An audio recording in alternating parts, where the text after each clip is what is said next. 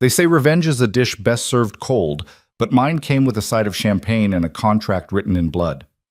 My name is Alyssa Price, and on what should have been the happiest night of my life, I became a spectacle, dumped in front of 200 people by the man I thought I'd marry. But humiliation has a way of breeding courage, and when a stranger in an expensive suit offered me $500,000 and a chance to destroy my ex, I didn't ask questions. I should have. Because the moment I signed that marriage contract with Thomas D'Angelo, I signed away my ordinary life forever. Stay with me until the end, hit that like button, and comment what city you're watching from so I can see how far my story travels. The crystal chandeliers of Bellecour cast fractured rainbows across the white tablecloths, each prism of light a small mockery of the fairy tale Alyssa Price had believed she was living. She sat at table 7, the good table, the one near the center of the restaurant where everyone who mattered could see you, wearing the emerald dress Cameron had picked out 3 weeks ago. "It matches your eyes," he'd said, kissing her forehead in that distracted way he'd developed lately, the way that made her feel like an item being checked off a list. "You look nervous," her best friend Rachel whispered from across the table, her dark eyes narrowed with concern. "Are you okay?" Alyssa forced a smile, her fingers trembling as she reached for her water glass. "Just excited. It's been a year since he proposed. I keep thinking maybe tonight he'll finally set a date." Rachel's expression shifted into something Alyssa couldn't quite read. Pity, maybe, or warning. But before she could respond, the restaurant's lights dimmed. A hush fell over the crowd of 200 guests, all of Cameron's colleagues, donors, and society friends who had gathered for what he'd called a special anniversary celebration. Cameron Westbrook stood from his seat beside her, tall and golden in his tailored navy suit, every inch the rising political star the newspapers called him. At 32, he'd already secured a position as chief of staff to Senator Morrison, with whispers of his own congressional run in the next election cycle. His smile was perfectly practiced, the same one that had graced the cover of Capital magazine last month. "Thank you all for coming tonight," Cameron began, his voice carrying that practiced timbre of authority that made boardrooms listen. "A year ago, I made what I thought was the most important decision of my life." Alyssa's heart hammered. This was it. He was going to announce their wedding date in front of everyone. She could already imagine the applause, the congratulations, the way her mother would cry happy tears when she called her tomorrow. "But I've learned something crucial this past year," Cameron continued, his eyes scanning the crowd but never quite landing on her. "In politics, in life, we must be willing to make hard choices, to recognize when circumstances change, to have the courage to choose the path that serves the greater good, even when it's painful." The first tendrils of dread began to curl in Alyssa's stomach. "Which is why I've gathered you all here tonight, my friends, my colleagues, my supporters, to be witnesses to honesty, to transparency." He finally looked at her, and Alyssa saw nothing in those blue eyes she'd once thought she'd drown in. Nothing but cold calculation. "Alyssa, you're a wonderful person, kind, talented, creative, but I need a partner who understands the demands of public service, someone who can navigate the complexities of political life. Someone who can stand beside me, not behind me." The room had gone deathly silent. Alyssa could hear her own heartbeat, could feel 200 pairs of eyes turning toward her like searchlights. "I need someone like Victoria." A woman stood from table 3, which Alyssa had specifically arranged for Cameron's college friends, and glided toward the center of the room. She was stunning in a calculated way. Honey blonde hair in a perfect chignon, a red dress that suggested power and sexuality in equal measure, pearls at her throat that probably cost more than Alyssa's car. "Victoria Ashford and I have been working closely together for the past 6 months," Cameron said, and the way he emphasized working closely made the subtext crystal clear. "She's Senator Morrison's senior strategist, Harvard Law, political pedigree that goes back 4 generations. She understands this world in ways that—" He glanced at Alyssa almost apologetically. "In ways that an architect from public school never could." The words landed like physical blows. Alyssa felt her lungs constrict, felt the room tilt slightly on its axis. This wasn't happening. This couldn't be happening. Cameron, she whispered, but her voice was lost in the sudden murmur rippling through the crowd. Victoria took Cameron's hand, her smile sympathetic in a way that made Alyssa want to scream. "We didn't plan this," Victoria said, her voice like honey over glass. "Sometimes love just happens. I hope you can understand, Alyssa. No hard feelings?" No hard feelings. Alyssa's mind went blank, then flooded with 1,000 responses, none of which would come out of her mouth. She sat frozen, aware that her humiliation was being witnessed, dissected, and would be discussed over brunch tomorrow at every country club in the city. "I think it's best if we end our engagement cleanly," Cameron continued, and had the audacity to look noble as he said it. "I'm giving you the apartment, of course, and I'll make sure you're financially comfortable during the transition. I'm not a monster, Alyssa. Just unfaithful, just cruel, just a coward who chose to destroy her in front of an audience." "Say something," Rachel hissed beside her, gripping her hand under the table. "Don't let him do this to you." But what was there to say? What words could possibly matter in a moment like this? Alyssa stood, her legs somehow still working despite feeling like water. The emerald dress, his choice, always his choice, suddenly felt like a costume she'd been tricked into wearing for a play she hadn't auditioned for. "Congratulations," she heard herself say, and was surprised by how steady her voice sounded. "I hope you're very happy together." The crowd erupted in an awkward smattering of applause, as if Cameron had just delivered a campaign speech rather than publicly eviscerated his fiancée. Alyssa walked toward the exit on autopilot, her vision tunneling, vaguely aware of Rachel scrambling to follow her. She made it 3 steps outside Bellecour before her knees buckled. The October air was sharp, carrying the scent of rain and car exhaust. Alyssa pressed her back against the restaurant's stone facade, gulping air, trying not to vomit on the sidewalk. The engagement ring on her finger, 2 carats, princess cut, the ring Cameron's mother had worn, felt like it was burning her skin. "That was the most spectacular public execution I've seen in years," a voice said from the shadows. "And I've seen quite a few." Alyssa's head snapped up. A man stood near the valet stand, somehow separate from the clusters of people coming and going from the restaurant. He was perhaps in his mid-30s, wearing a charcoal suit that fit him like it had been painted on. His dark hair swept back from a face that managed to be both beautiful and vaguely threatening. His eyes were almost black in the streetlight, fixed on her with an intensity that made her skin prickle. "Excuse me?" she managed. "Cameron Westbrook," the man said, his voice carrying the faint trace of an Italian accent. Ambitious, spineless, and unfortunately for him, extremely predictable. He stepped closer, and Alyssa noticed the way the valet attendants gave him a wide berth. "Thomas D'Angelo, and I have a proposition for you, Miss Price." "I don't know you," Alyssa said, taking a step back. Everything felt surreal, dreamlike. Maybe she'd hit her head. Maybe this entire nightmare was a concussion hallucination. "No, but I know you.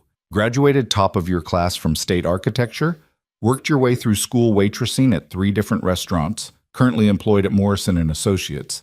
Yes, the same Morrison who employs your ex-fiancé. You design beautiful buildings, Miss Price. You have an eye for structure, for foundation, for seeing what others miss." Rachel burst through the doors behind them, stopping short when she saw Thomas. "Alyssa, who is this?" "Someone who wants to help," Thomas said smoothly, "though perhaps this conversation would be better had somewhere more private. My car is just here." "Absolutely not," Rachel said, stepping between them. "Alyssa, we're leaving. Now." But Alyssa found herself staring at this stranger, this Thomas D'Angelo, who somehow knew far too much about her and radiated danger like cologne. What kind of proposition? Thomas smiled, and it transformed his face into something almost gentle. Almost. The kind that turns humiliation into power. The kind that gives you leverage over the man who just destroyed you in front of 200 people. The kind that comes with $500,000 and the satisfaction of watching Cameron Westbrook's political dreams crumble into dust. "That's insane," Rachel said. "Alyssa, he's clearly insane. We're going." But Alyssa didn't move. $500,000. Financial independence. The ability to quit her job at Morrison & Associates, to never have to see Cameron's smug face in the office kitchen, To not have to move back in with her parents in Ohio, tail between her legs. Another failed dreamer returning home. What would I have to do? She heard herself ask. Thomas's smile widened. Marry me. The world tilted again, but differently this time. Rachel made a choking sound. Okay, definitely insane. Alyssa, we are leaving right now, or I'm calling the police.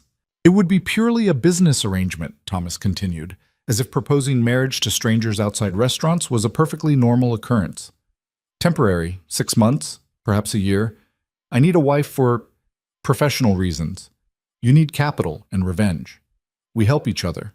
Then we divorce, quietly, and go our separate ways. Professional reasons, Alyssa repeated. What profession? Exactly. Thomas's expression didn't change, but something shifted in the air around him.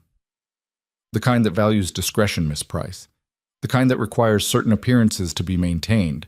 The kind that your ex-fiancé would be very interested to know about, or very desperate to avoid knowing about, depending on how one chooses to play such information. Understanding dawned cold and clear. You're a businessman, Thomas interrupted smoothly, with diverse interests and a need for the appearance of domestic stability. This isn't Pretty Woman, Miss Price. I'm not looking for love or companionship or anything so pedestrian. I'm looking for a business partner who can stand at my side at various functions, smile for photographs, and convince certain people that I'm a man who has settled into respectable married life. In exchange, you receive financial compensation, a thorough education in how power actually works in this city, and the tools you'll need to systematically dismantle Cameron Westbrook's future. This is crazy, Rachel said. Alyssa, please, let's just go home. We'll eat ice cream. We'll burn his stuff. We'll key his car like normal people. But Alyssa was thinking about the apartment Cameron had so generously said she could keep. The apartment that was in his name, that she'd have to vacate the moment he decided to move Victoria in. About the student loans she was still paying off. About the way everyone at work would look at her tomorrow, knowing she'd been traded in for a better model. About the way Cameron had smiled as he'd destroyed her, secure in the knowledge that she was too small, too powerless, too irrelevant to fight back. How do I know this isn't some kind of trap? She asked Thomas. How do I know you're not worse than Cameron? You don't, Thomas said simply. But ask yourself this, Miss Price. What do you have to lose that hasn't already been taken from you tonight? The door to Bellecour opened again, spilling light and laughter onto the sidewalk. Alyssa caught a glimpse of Cameron and Victoria, his arm around her waist, accepting congratulations from a cluster of donors. Victoria threw back her head and laughed at something someone said, her hand possessive on Cameron's chest. Something inside Alyssa crystallized into diamond-hard clarity. When would this arrangement start? She asked. Alyssa, no, Rachel pleaded. Tomorrow, Thomas said. I have lawyers who can draft a contract protecting both our interests. Everything above board, legally speaking. You'd keep your own name professionally, of course. The marriage would be registered quietly. And at the end of our agreed-upon term, the divorce would be equally discreet. And the $500,000? Half up front, in an account only you can access. Half upon completion of the contract term, plus a generous monthly stipend for expenses, clothing, personal items, whatever you need to play the part convincingly. It was too much, too fast, too insane.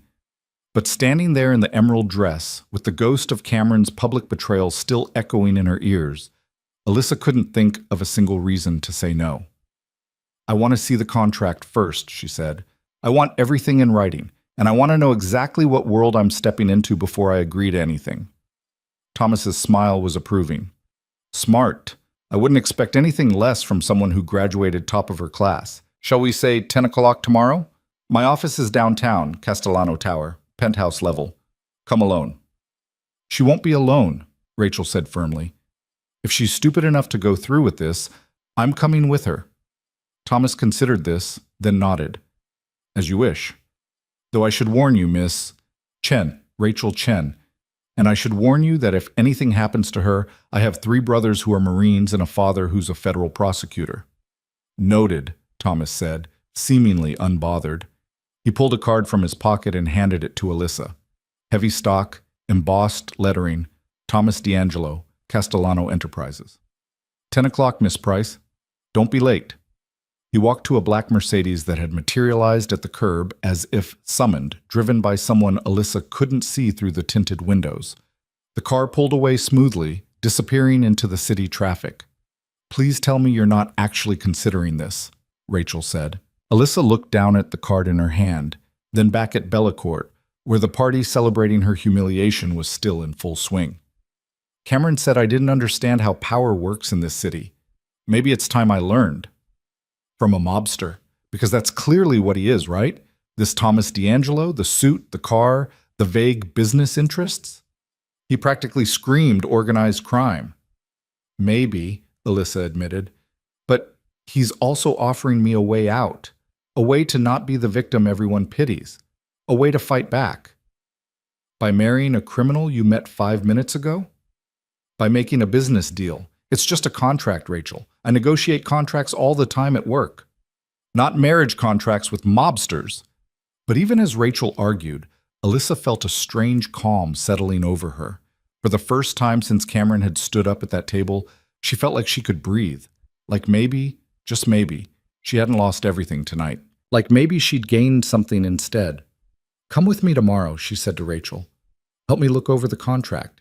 If it seems dangerous or wrong or too insane, we'll walk away. But at least let me hear him out." Rachel closed her eyes, clearly fighting an internal battle. "You're going to do this whether I come or not, aren't you?" "Probably. God help us both." "Fine, but I'm bringing pepper spray and keeping my phone on record the entire time." They stood there for a moment in the October cold, two women in evening dresses outside a restaurant where fairy tales went to die. Then Rachel pulled Alyssa into a fierce hug. "For what it's worth," she whispered, "Cameron's an idiot, and Victoria Ashford has crazy eyes. They deserve each other." Alyssa laughed, surprising herself. It felt good, that laugh, like maybe her vocal cords still worked, like maybe she could make sounds besides screaming. "Let's get out of here," she said. "I need to burn this dress." "Now you're talking sense. Ice cream first?" "Ice cream first." They walked toward Rachel's car, leaving Bellacourt and its glittering cruelty behind. Alyssa didn't look back. What was the point? Everything she'd thought she wanted was back there in that restaurant, revealed as fool's gold. Tomorrow, she'd walk into Thomas D'Angelo's office and potentially make the biggest mistake of her life. Or maybe, just maybe, she'd make the first smart decision she'd had in years. The card in her purse felt heavy, weighted with possibility and danger in equal measure. Castellano Enterprises. She'd Google it when she got home, though she suspected she wouldn't find much. Men like Thomas D'Angelo, men who operated in shadows and spoke in careful innuendos, didn't leave convenient digital footprints. "You know what the worst part is," Alyssa said as they reached the car, "that he did it in public? That I never saw it coming.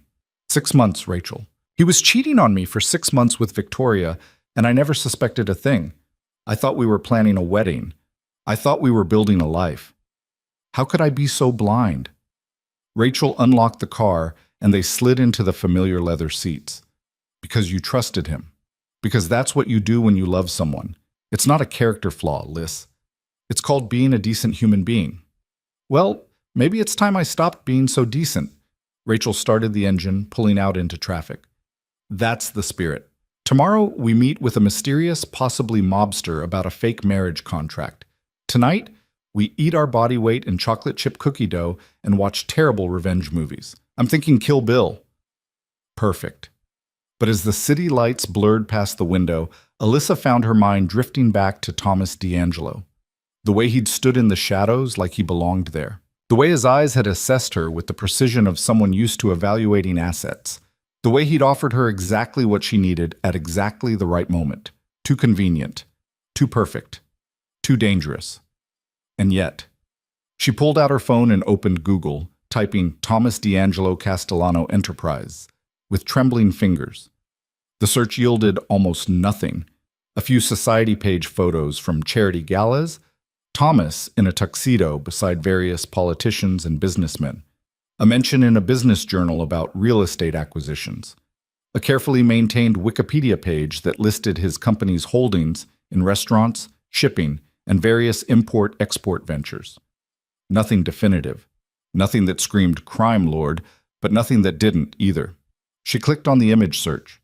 Thomas at a cancer research fundraiser, shaking hands with the mayor.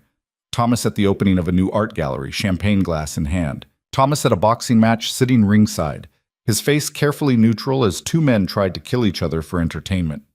In every photo, he looked like he belonged, like the world bent around him rather than the other way around. Finding anything? Rachel asked, glancing over. Nothing concrete, but also nothing good. So we're walking into a situation tomorrow completely blind. Apparently. Great. Love that for us. They drove in silence for a few minutes before Rachel spoke again.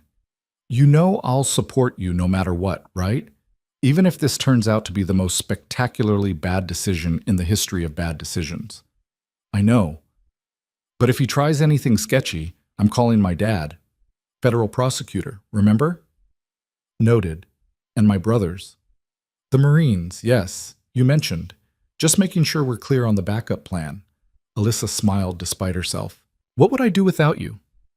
Probably marry some politically ambitious asshole who'd dump you in front of 200 people. Oh, wait. They both laughed at that, the kind of slightly hysterical laughter that comes after crying, after shock, after your entire life implodes over appetizers. When they reached Alyssa's apartment, the apartment she'd have to vacate soon, the apartment that had never really been hers, Rachel came inside and they did exactly what they'd promised. Ice cream, bad movies, a ceremonial burning of the emerald dress in the bathtub, which set off the smoke alarm and made them laugh so hard they cried. But later, after Rachel had fallen asleep on the couch, and Alyssa lay alone in her bed staring at the ceiling, the laughter faded. The reality of what she was considering settled over her like a heavy blanket. Marriage. To a stranger who almost certainly operated outside the law. A stranger who wanted to use her as some kind of prop in whatever game he was playing. Her phone buzzed. An unknown number. Sleep well, Miss Price. Tomorrow, we begin. Alyssa stared at the message for a long moment, then typed back, How did you get my number? The response came immediately. I know a lot of things, Miss Price. That's why you should work with me, not against me. Sweet dreams. She should have been terrified, should have blocked the number, called the police, told Thomas D'Angelo to go to hell. Instead, she set her alarm for 8 a.m., giving herself enough time to find something appropriate to wear to a meeting that would potentially change the entire trajectory of her life. See you at 10, she typed back. 3 dots appeared, then, I'm looking forward to it. Alyssa set her phone down and closed her eyes, but sleep was a long time coming. When it finally arrived, it brought dreams of crystal chandeliers shattering, of emerald dresses burning, of a man with dark eyes offering his hand to pull her from the wreckage. Whether that hand would save her or drag her into deeper waters remained to be seen. But at 10 o'clock tomorrow morning, she'd find out. Because Alyssa Price was done being the woman who got left behind. Done being the supporting character in someone else's story. Done being small and safe and forgettable. If Thomas D'Angelo wanted to teach her how power really worked in this city, then she was going to be the best student he'd ever had. And when she was done learning, Cameron Westbrook was going to regret the day he'd ever underestimated her. The engagement ring still sat on her nightstand where she'd thrown it earlier. In the darkness, it caught the streetlight filtering through the curtains, throwing tiny prisms of light across the ceiling. Beautiful lies, she thought. That's all it had ever been. Tomorrow she'd trade those beautiful lies for an ugly truth. And somehow, that felt like progress. Morning came too quickly, bringing with it a pounding headache, and the kind of regret that felt like poison in Alyssa's veins.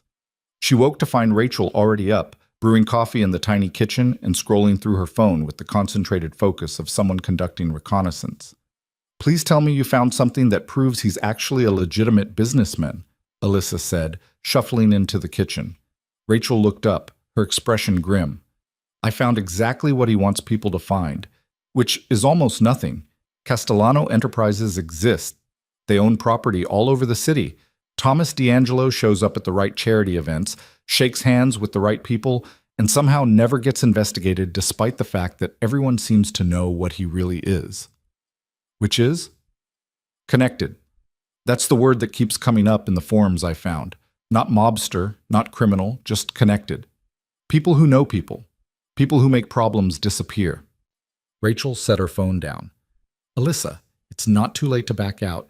We can call him, cancel the meeting, pretend last night was just a bad dream.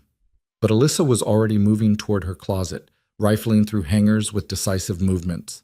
What does one wear to negotiate a marriage contract with a possibly connected businessman? I don't think Emily Post covered that particular scenario. Alyssa pulled out a navy suit. Professional, conservative, the kind of thing she wore to client presentations. Armor. This, she said, I wear this and I remember that I'm not some damsel in distress. I'm a business professional considering a business proposition. A business proposition that involves marriage to a stranger. A contract, Alyssa corrected, with terms and conditions and an expiration date. People do stranger things for money every day. Rachel poured 2 mugs of coffee, adding excessive sugar to Alyssa's the way she always did when she was worried. Promise me something. Promise me that if anything feels wrong in that meeting, if he says anything that scares you or makes you uncomfortable, we leave immediately. No hesitation, no second thoughts. We just leave. I promise. And you'll actually listen to your instincts instead of whatever revenge fantasy is currently clouding your judgment. Alyssa took the coffee, wrapping both hands around the warm mug. I'll try. That's not the same as promising. It's the best I can do right now. They finished their coffee in silence, both lost in thought. Alyssa's phone buzzed twice, once with a text from her mother asking how the anniversary dinner went, once with an email from HR at Morrison & Associates marked urgent. She ignored both. There would be time later to deal with the fallout of her very public humiliation, to explain to her mother that the wedding she'd been planning would never happen, to face whatever office politics awaited her at work. Right now, she needed to focus on not making another catastrophic mistake. By 9:30, they were in Rachel's car, navigating downtown traffic toward Castellano Tower. The building loomed ahead of them, all steel and glass, modern and imposing. The kind of building Alyssa might have designed in another life, when she still believed that creating beautiful structures for powerful people was a noble calling. Last chance, Rachel said as she pulled into the visitor parking garage. We can still turn around. But Alyssa was already unbuckling her seatbelt, already moving forward because stopping felt impossible. Momentum, she thought. Sometimes the only way out is through. The elevator to the penthouse required a security code, which the bored guard at the desk provided after checking their IDs against a list. As they rose 40 stories, Alyssa watched the city shrink below them, felt her stomach drop not just from the altitude, but from the sheer insanity of what she was doing. The elevator doors opened directly into a reception area that screamed quiet wealth. Marble floors, minimalist furniture, a stunning abstract painting that Alyssa recognized as an original Rothko.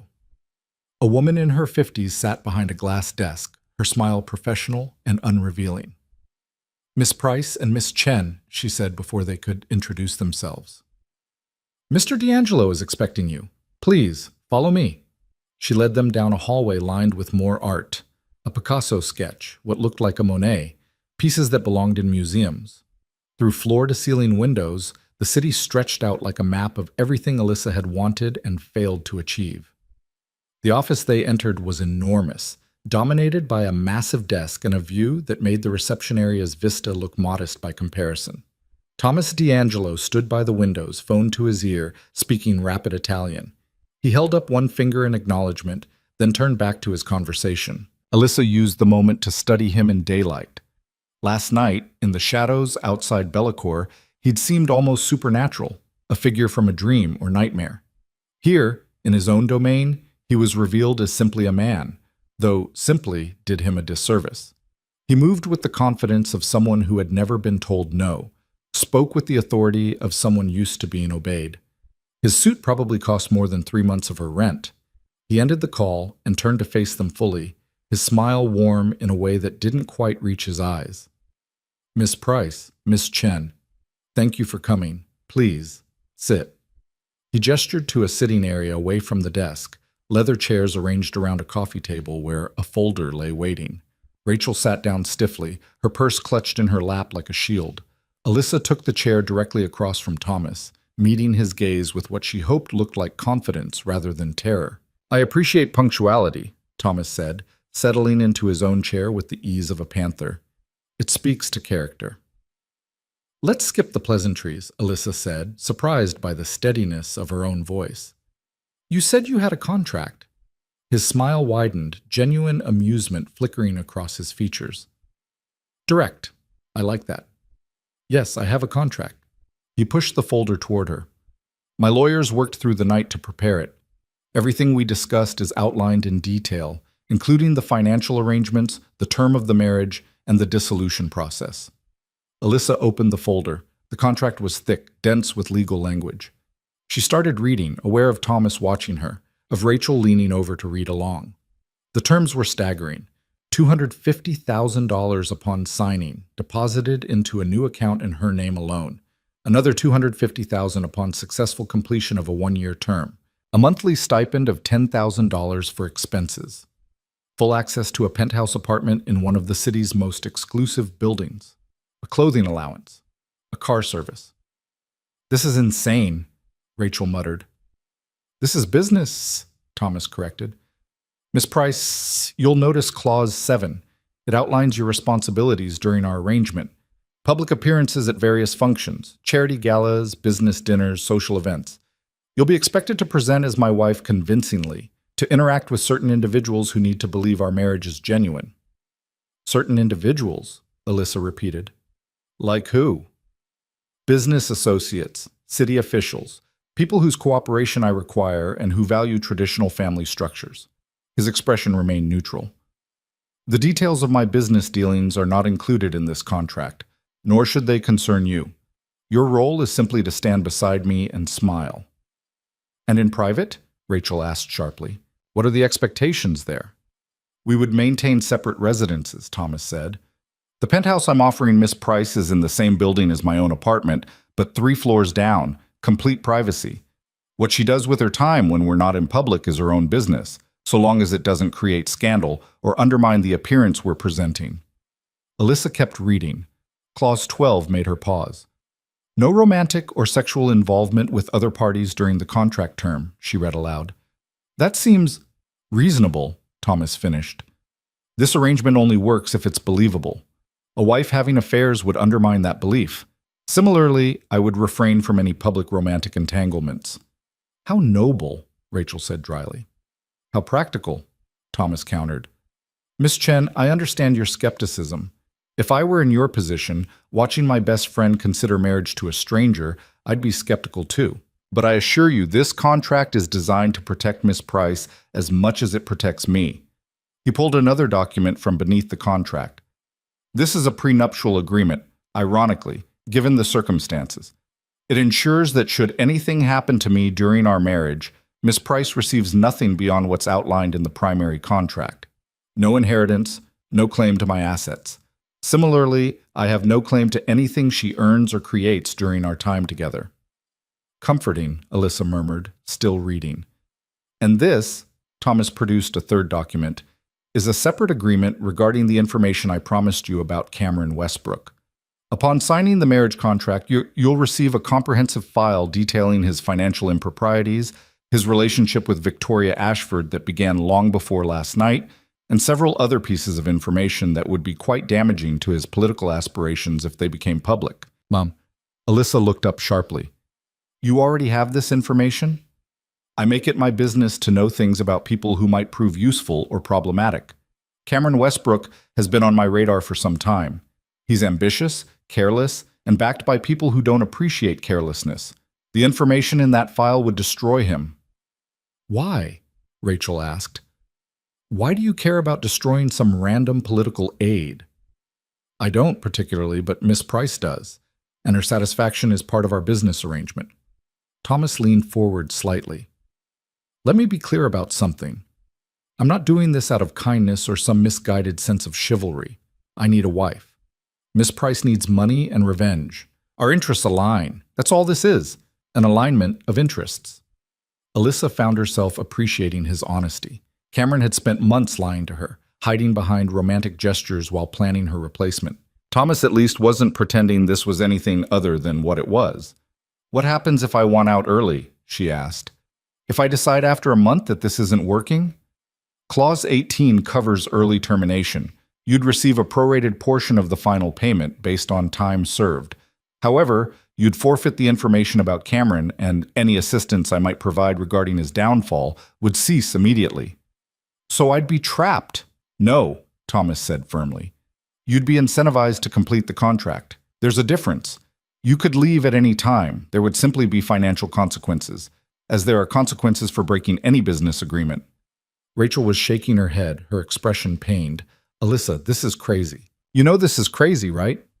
But Alyssa was thinking about the apartment she'd have to leave, about the student loans, about walking into Morrison and Associates on Monday morning and facing the whispers, the pity, the knowledge that everyone saw her as the woman who wasn't good enough, about Cameron's smile last night, so confident in her powerlessness. What exactly do your business associates need to believe about our relationship? She asked Thomas. How convincing does this need to be? Convincing enough that when they see us together, they see a settled man, a man with domestic ties, family responsibilities, a man who has reasons to be cautious, to value stability. He paused. There are people in my world who view unmarried men as liabilities, unpredictable, more likely to take unnecessary risks. A wife suggests groundedness, maturity, someone with something to protect. Even a fake wife. They won't know she's fake. No one will. That's the point. Rachel stood abruptly. Can we have a moment, privately? Thomas rose smoothly. Of course. Take all the time you need. I'll be right outside. He left, closing the door behind him with a soft click. Rachel rounded on Alyssa immediately. Tell me you're not seriously considering this.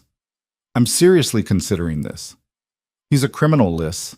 Maybe not convicted, maybe too smart to get caught. But you read between those lines. Business associates who need to believe he's stable? That's mob talk. That's organized crime talk. Maybe. Definitely, Rachel started pacing. And you want to marry into that? You want to tie yourself to whatever illegal things he's involved in? I want $250,000 immediately and another $250,000 in a year. I want Cameron to pay for what he did. I want to not feel powerless anymore. There are other ways. Name one. Alyssa stood too, facing her best friend. One way that gives me financial independence, lets me keep my dignity, and destroys Cameron all at the same time. Name one, Rachel, and I'll walk out of here right now. Rachel opened her mouth, then closed it. They both knew there was no alternative that accomplished all three. You could just move on, Rachel said quietly. Cut your losses. Find a new job, a new apartment. Build a new life that has nothing to do with Cameron or revenge or fake marriages to dangerous men. I could, Alyssa agreed, but I don't want to. For once in my life, I don't want to be the person who takes the high road, who forgives and forgets, who makes things easy for everyone else. Cameron humiliated me. He planned it. He chose that restaurant, invited all those people, orchestrated the whole thing like a campaign event. He wanted me broken and small and grateful for whatever scraps he left me. I won't give him that satisfaction. So instead, you'll give it to Thomas D'Angelo?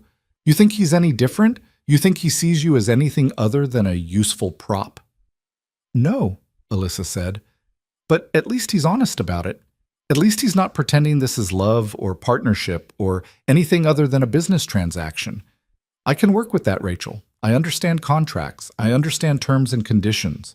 What I can't handle is more lies disguised as romance.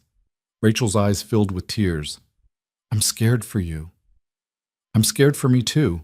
But I'm more scared of spending the rest of my life wondering what would have happened if I'd been brave enough to say yes. They stood there in the enormous office, surrounded by wealth and power that felt as foreign as a different planet. Through the windows, the city gleamed, oblivious to the small human dramas playing out in its towers. If you do this, Rachel said finally, I'm not going anywhere. I'll be checking on you constantly. Daily phone calls, weekly visits.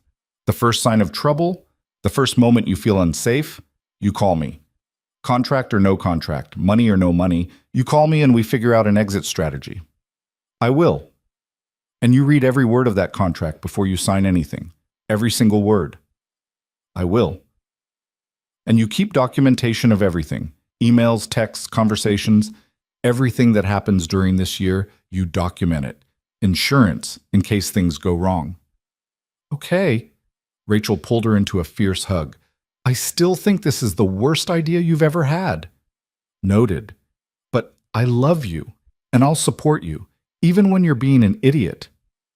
I love you too. They broke apart, wiping eyes, trying to reassemble some semblance of composure. Alyssa returned to the contract, reading more carefully now, looking for loopholes, traps, anything that would give Thomas more power than he already had. The document was surprisingly fair, almost too fair, which made her nervous. "Why me?" she asked when Thomas returned. "You could have found anyone for this. Why approach me specifically?" Thomas settled back into his chair, considering the question. "Several reasons. First, you were convenient. I was at Bellecour last night for a different meeting, happened to witness your public humiliation, and recognized an opportunity. Second, you have the right background. Educated, professional, no criminal record, no scandal. You're exactly the kind of woman my associates would expect me to marry. And third," he paused, "you have the look of someone who's been underestimated her entire life. Someone smart and capable who's been told she's not quite good enough. I find that quality useful. It breeds hunger, determination, a willingness to take risks that more comfortable people would avoid." "You psychoanalyzed all that from watching Cameron dump me?" "I psychoanalyzed all that from the research I did on you afterward. I know you worked 3 jobs to put yourself through architecture school. I know you got hired at Morrison and Associates. Not because of connections, but because your senior thesis redesign of the waterfront district was so impressive, they created a position for you. I know you've been passed over for promotion twice, despite being more talented than the men who got promoted instead. I know you're drowning in student debt despite working 60-hour weeks. I know you're tired of being invisible." His gaze was steady, unflinching. "I know exactly who you are, Alyssa Price. The question is whether you're ready to become someone different."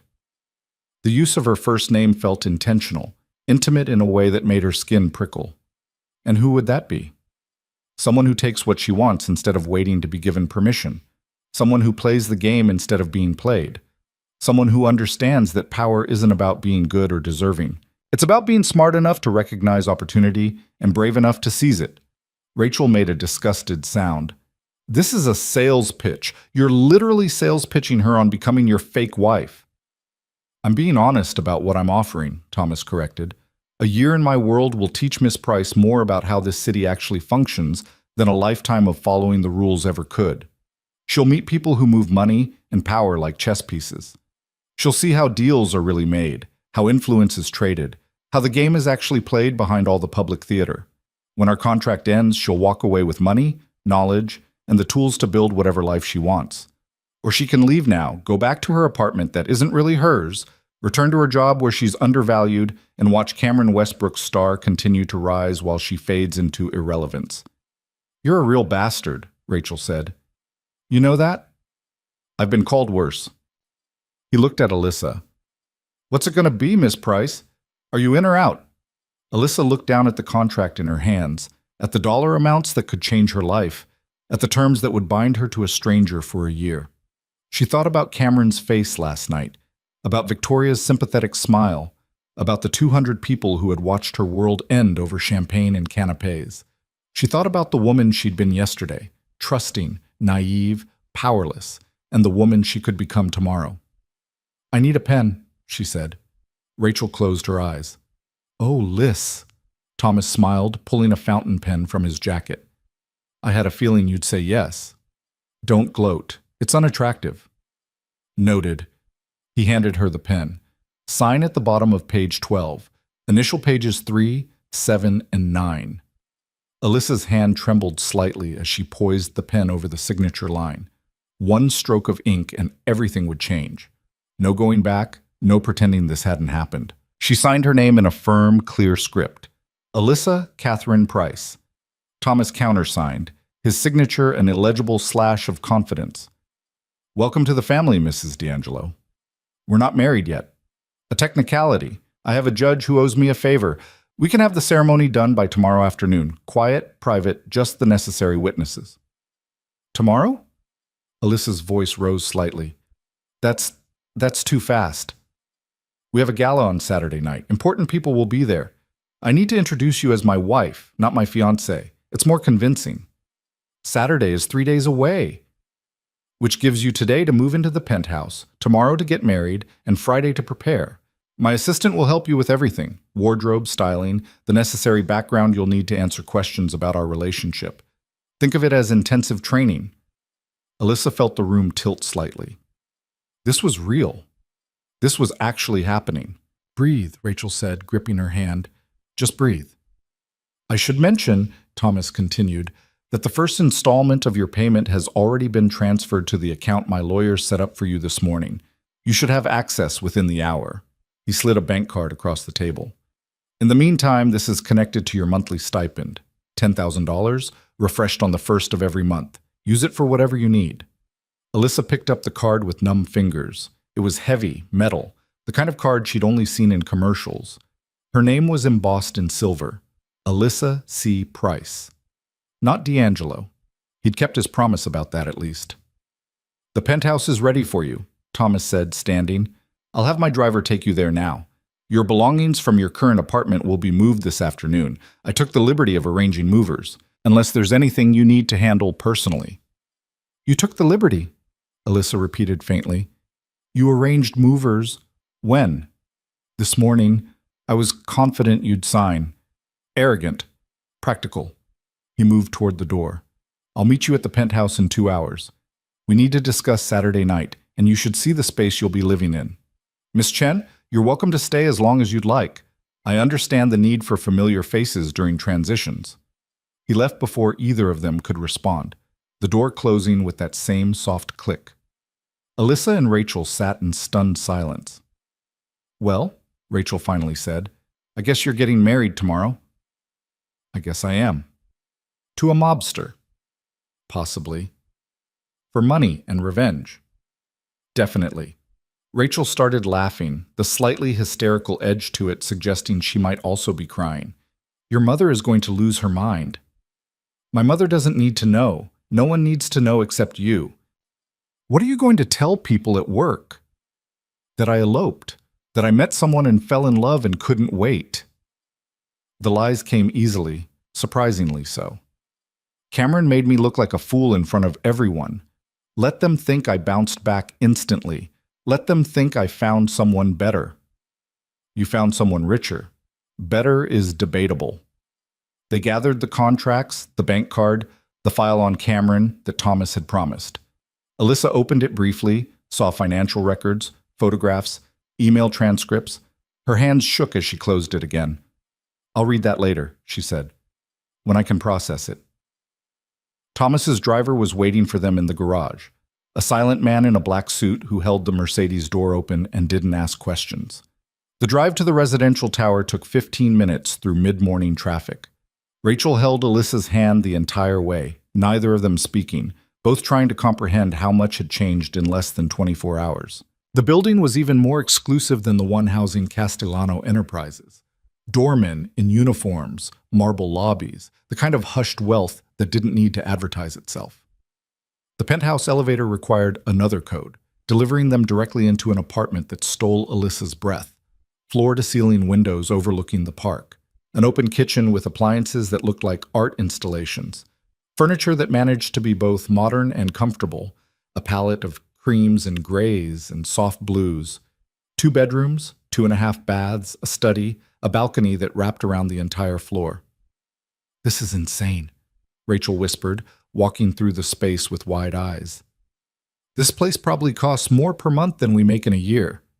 Alyssa stood in the living room trying to imagine herself living here, waking up to these views, cooking in that kitchen, sleeping in the master bedroom with its king bed and silk sheets, playing house in a fake marriage to a man she barely knew. Her phone buzzed. The bank app notification. Deposit received $250,000. The number seemed impossible, fictional, more money than she'd ever imagined having all at once. It's real, she said aloud, showing Rachel the screen. It's actually real. Yeah. Rachel's voice was quiet. It is.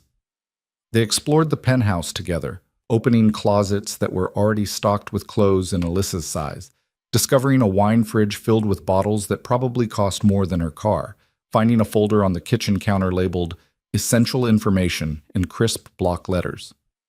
Inside, Thomas's schedule for the next month, a list of names and faces she needed to memorize, background on the charity gala Saturday night, a page titled Our Story, outlining the fiction they'd be selling to the world. According to the document, they'd met 6 months ago at an art gallery opening. Love at first sight, a whirlwind romance kept private because of Thomas's business dealings and Alyssa's relationship with Cameron. When Cameron had publicly humiliated her, Thomas had swept in, proposed immediately, refused to wait another moment to make her his wife. It was romantic, dramatic, completely unbelievable, and yet Alyssa knew people would buy it. People wanted to believe in fairy tales, even dark ones. 6 months ago, Rachel read over her shoulder, he's claiming you've been together for 6 months, which means you were supposedly cheating on Cameron with him. Turnabout's fair play. Except you weren't actually cheating, Cameron was. But no one else knows that. Let them think I was smarter than I looked. Let them think I had an escape plan all along. The lies were getting easier. That should have worried her more than it did. A key turned in the lock. Both women spun toward the door as Thomas entered, carrying a garment bag and looking entirely too comfortable in what was supposed to be her private space. "I see you found the information packet," he said, hanging the garment bag on a hook by the door. "Good. We have a lot to cover before Saturday." "You have a key to my apartment," Alyssa said. "I have a key to my apartment, which I'm letting you use, but I won't intrude without notice, if that's your concern. Privacy is important to both of us." "Then why are you here now?" "Because we need to establish some ground rules and go over your cover story until you can recite it in your sleep. Saturday night, you'll meet some very dangerous people, Miss Price. People who will be looking for any sign that our marriage isn't genuine. If they suspect this is an arrangement rather than a real relationship, it could create significant problems for both of us." "Define significant problems," Rachel said. Thomas's expression went cold. "The kind that end with people in the river. Which is why it's crucial that Alyssa and I present a united front, a believable front." The casual mention of murder should have sent Alyssa running. Instead, she found herself asking, "What do you need me to do?" Thomas moved to the dining table, spreading out photographs like a dealer arranging cards. "First, you need to know who you'll be meeting. These are the key players in my world, the ones who matter most." Alyssa joined him reluctantly, Rachel hovering protective at her shoulder. The faces staring up from the glossy prints ranged from distinguished older men in expensive suits to younger sharks with calculating eyes. Each photo had a name and brief description written on the back in precise handwriting. "Marco Castellano," Thomas said, tapping the first image. "My uncle. Technically the head of the family business, though his health has been declining. He'll want to meet you, assess whether you're suitable. Be respectful, but not obsequious. He values strength." "Family business," Rachel muttered. "Is that what we're calling it?" Thomas ignored her, moving to the next photo. Franco Versani. He runs operations on the east side. Ambitious, ruthless, and currently looking for any weakness he can exploit. He'll test you, try to rattle you. Don't give him the satisfaction. "How exactly would he test me?" "Questions that seem innocent but aren't. Comments designed to make you uncomfortable. He might mention your ex-fiancée, make knowing remarks about the speed of our relationship. The key is to remain calm, even bored by his attempts, like swatting away a mosquito." Alyssa studied Franco's face. He was handsome in a sharp way, his smile not quite reaching his dark eyes. Something about him reminded her of a snake assessing whether you were prey or predator. "And if I can't remain calm? Then he'll sense blood in the water and circle closer, which is why we're practicing." Thomas pulled out a chair for her. "Sit. We're going to run through scenarios until your responses are automatic." The next 2 hours were grueling. Thomas fired questions at her, each one designed to probe, to unsettle, to find the cracks in her story. Rachel watched from the couch, occasionally interjecting when she thought Alyssa's answers sounded too rehearsed or not convincing enough. "How did you meet?" Thomas asked for the 5th time. "At the Meridian Gallery opening in April," Alyssa recited. "You were looking at a Kandinsky. I made a comment about the composition. You said most people just pretend to understand abstract art to seem cultured, but I actually saw what the artist intended. We talked for 3 hours." And you didn't mention having a fiancé? I did. You said you didn't care. You said some connections transcend circumstances. Romantic. Thomas's tone was dry. When did you fall in love? This question still tripped her up. I don't know. Gradually, then suddenly, the way it always happens. Too vague. Hedging. If someone asks, you need a specific moment, something concrete they can picture. Alyssa rubbed her temples, feeling the beginning of a headache. Fine. It was the night we went to that jazz club in the village. You knew the musician, got us a table right by the stage. During the third set, you reached for my hand without looking, like it was the most natural thing in the world. That's when I knew. Something flickered across Thomas's face, gone too quickly to identify. Better.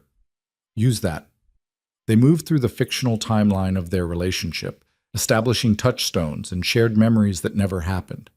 The weekend in Newport that was actually a business meeting Thomas had attended alone. The small Italian restaurant where he'd supposedly proposed, which Alyssa would need to visit before Saturday so she could describe it convincingly. The carefully constructed lie of a love story that would need to withstand scrutiny from people who made their living reading deception. What about physical affection? Rachel asked suddenly. If you're supposed to be madly in love newlyweds, people will expect you to be comfortable touching each other. Are you going to practice that too? The question hung in the air, awkward and necessary. Alyssa hadn't let herself think about that aspect yet, about the reality of standing beside Thomas at public events, of playing the role convincingly enough that no one doubted. Thomas stood, extending his hand to her. She's right. We should establish comfort with basic physical contact now before we're in front of an audience. Alyssa looked at his outstretched hand like it might bite her. What exactly are you suggesting? Nothing untoward. Simply that we practice standing together, moving together. A hand at the small of your back when we walk into a room. My arm around your shoulders during conversation. The casual intimacy that couples display without thinking. He kept his hand extended, waiting.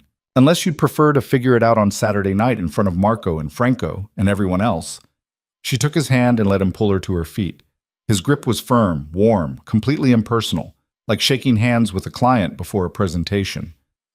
Put your hand on my arm, he instructed, like we're walking into the gala together. Alyssa placed her hand in the crook of his elbow, feeling the expensive fabric of his suit, the solid muscle beneath. They stood there awkwardly, two strangers playing dress-up. You're too stiff, Thomas said. Relax, lean into me slightly. We're supposed to be in love, remember? You should look comfortable, not like you're being held hostage. I feel ridiculous. You look ridiculous, which is why we're practicing. He started walking, and she had to adjust her stride to match his. Better. Now, I'm going to put my hand on your back. Don't flinch. His palm settled against the curve of her spine, light pressure guiding her movements. Alyssa focused on breathing normally, on not reacting to the strange intimacy of the gesture. This is deeply weird, Rachel observed from the couch. This is necessary, Thomas corrected. At the gala, people will be watching every interaction. Any discomfort between us will be noted and analyzed. We need to appear natural together. They practiced walking, standing, the small unconscious touches that signified couplehood. Thomas's hand occasionally finding hers, her head tilting toward his when he spoke. The choreography of a relationship that didn't exist. What if someone asks about the wedding? Alyssa asked during a water break. Won't people wonder why we're rushing into marriage? Thomas handed her a bottle from the refrigerator. We're telling people it's happening tomorrow. Private ceremony. Just immediate family. After what happened with Cameron, you wanted something small and meaningful instead of a public spectacle. I wanted to make you mine immediately. Couldn't wait another moment. It's impulsive, romantic, exactly what people expect from new love. And your family is okay with this? With you marrying a stranger? My uncle knows the truth. He's the one who suggested I needed to settle down, actually. Make myself look more stable, more invested in long-term planning. The rest of the family will believe what they're told. He paused. You'll meet Marco tomorrow, before the ceremony. He'll want to take your measure. The casual mention of meeting the head of what was essentially a crime family sent anxiety skittering down Alyssa's spine. What if he doesn't approve? He will. You're exactly what I told him I needed. Smart, presentable, capable of discretion. He'll appreciate the strategic value of our arrangement, even if he doesn't know all the details. Rachel stood abruptly. I need to go. I have a shift at the hospital in an hour, and I need to process whatever fresh hell this day has been. Alyssa walked her to the door away from Thomas's hearing. Are you okay? Am I okay? Are you okay? You just spent 2 hours rehearsing a fake relationship with a man who casually mentions people ending up in rivers. Rachel's eyes were worried, searching. Tell me this is going to be fine. Tell me you know what you're doing. I have no idea what I'm doing, Alyssa admitted. But I'm doing it anyway. That's what I'm afraid of. Rachel hugged her tightly. Call me tonight, and tomorrow, and every day until I'm convinced you're not in over your head. I'm definitely in over my head, but I'll call anyway.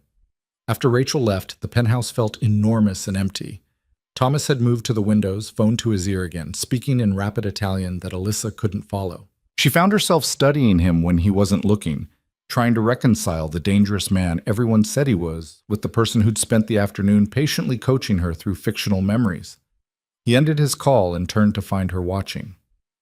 Your things from the apartment should arrive within the hour. I'll leave you to settle in. Tomorrow, a car will pick you up at noon.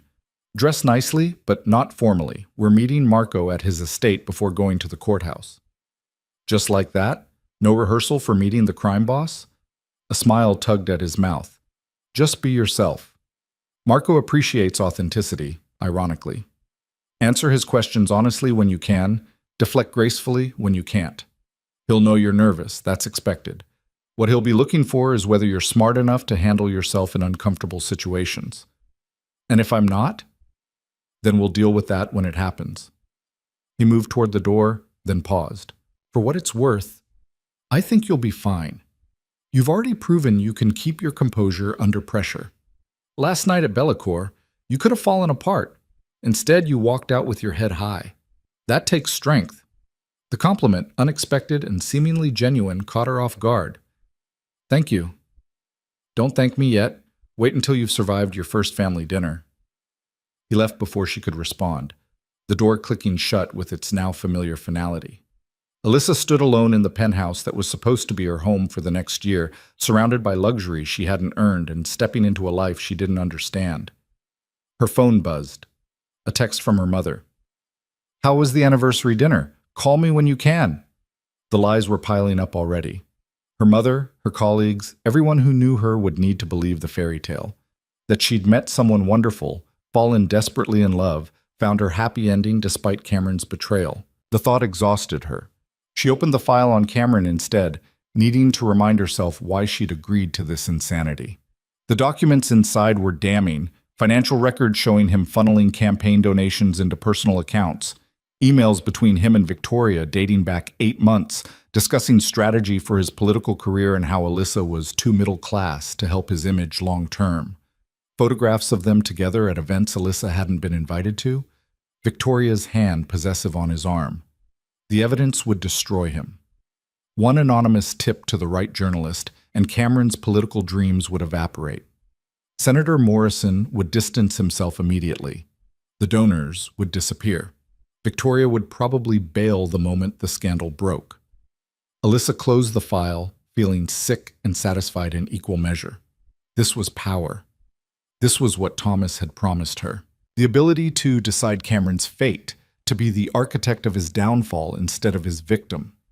The movers arrived as promised, carrying boxes from her old apartment. It was startling to see how little she actually owned. Years of life reduced to a dozen cardboard containers that looked lost in the massive penthouse. She directed them to the bedroom, tipping generously with the metal card that still felt like play money. Unpacking was surreal. Her cheap bookshelf looked absurd next to the built-in shelving that probably cost more than her car. Her clothes, nice enough for her old life, seemed shabby in the walk-in closet that was already half filled with designer pieces in her size. Everything felt wrong, like she was a child playing dress-up in adult spaces. Her phone rang. Unknown number, she answered warily. Miss Price? The voice was gravelly, old, carrying the weight of authority. This is Marco Castellano. Thomas tells me you'll be joining our family tomorrow. Alyssa's heart hammered. Yes, sir. I look forward to meeting you. Thomas speaks highly of your intelligence and discretion. Two qualities I value greatly. Thank you. My nephew has made many decisions over the years, some wise, some less so. I trust this will prove to be among the wiser choices. The implicit threat in the words was unmistakable. I hope I won't disappoint you. We shall see. Tomorrow at noon, Miss Price. Don't be late. He hung up before she could respond. Alyssa set her phone down with shaking hands. This was real. This was actually terrifyingly real. Tomorrow she would meet the head of a crime family and then marry his nephew in what amounted to a business transaction dressed up as romance. She should call Rachel, call her mother, call someone and tell them she'd made a terrible mistake. Instead, she opened her laptop and started researching Marco Castellano, Franco Versani, and everyone else whose faces Thomas had shown her.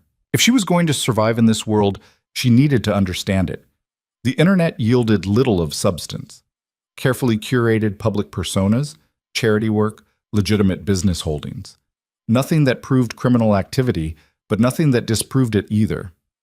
These were men who existed in shadows, who wielded power without leaving fingerprints. Alyssa worked until her eyes burned, memorizing faces and names, building mental dossiers on the people who would scrutinize her tomorrow and at the gala Saturday. Somewhere around midnight, she fell asleep at the dining table, laptop still open, surrounded by the detritus of her crash course in organized crime. She woke to sunlight streaming through the massive windows and Thomas standing in her kitchen making coffee like he belonged there. "You gave yourself a key," she said groggily, deeply aware that she was still in yesterday's clothes, her hair a disaster. "I told you I owned the apartment." He poured 2 mugs, adding cream to one without asking her preference. Somehow he knew she took cream, no sugar. "You should shower and change. We leave in 90 minutes.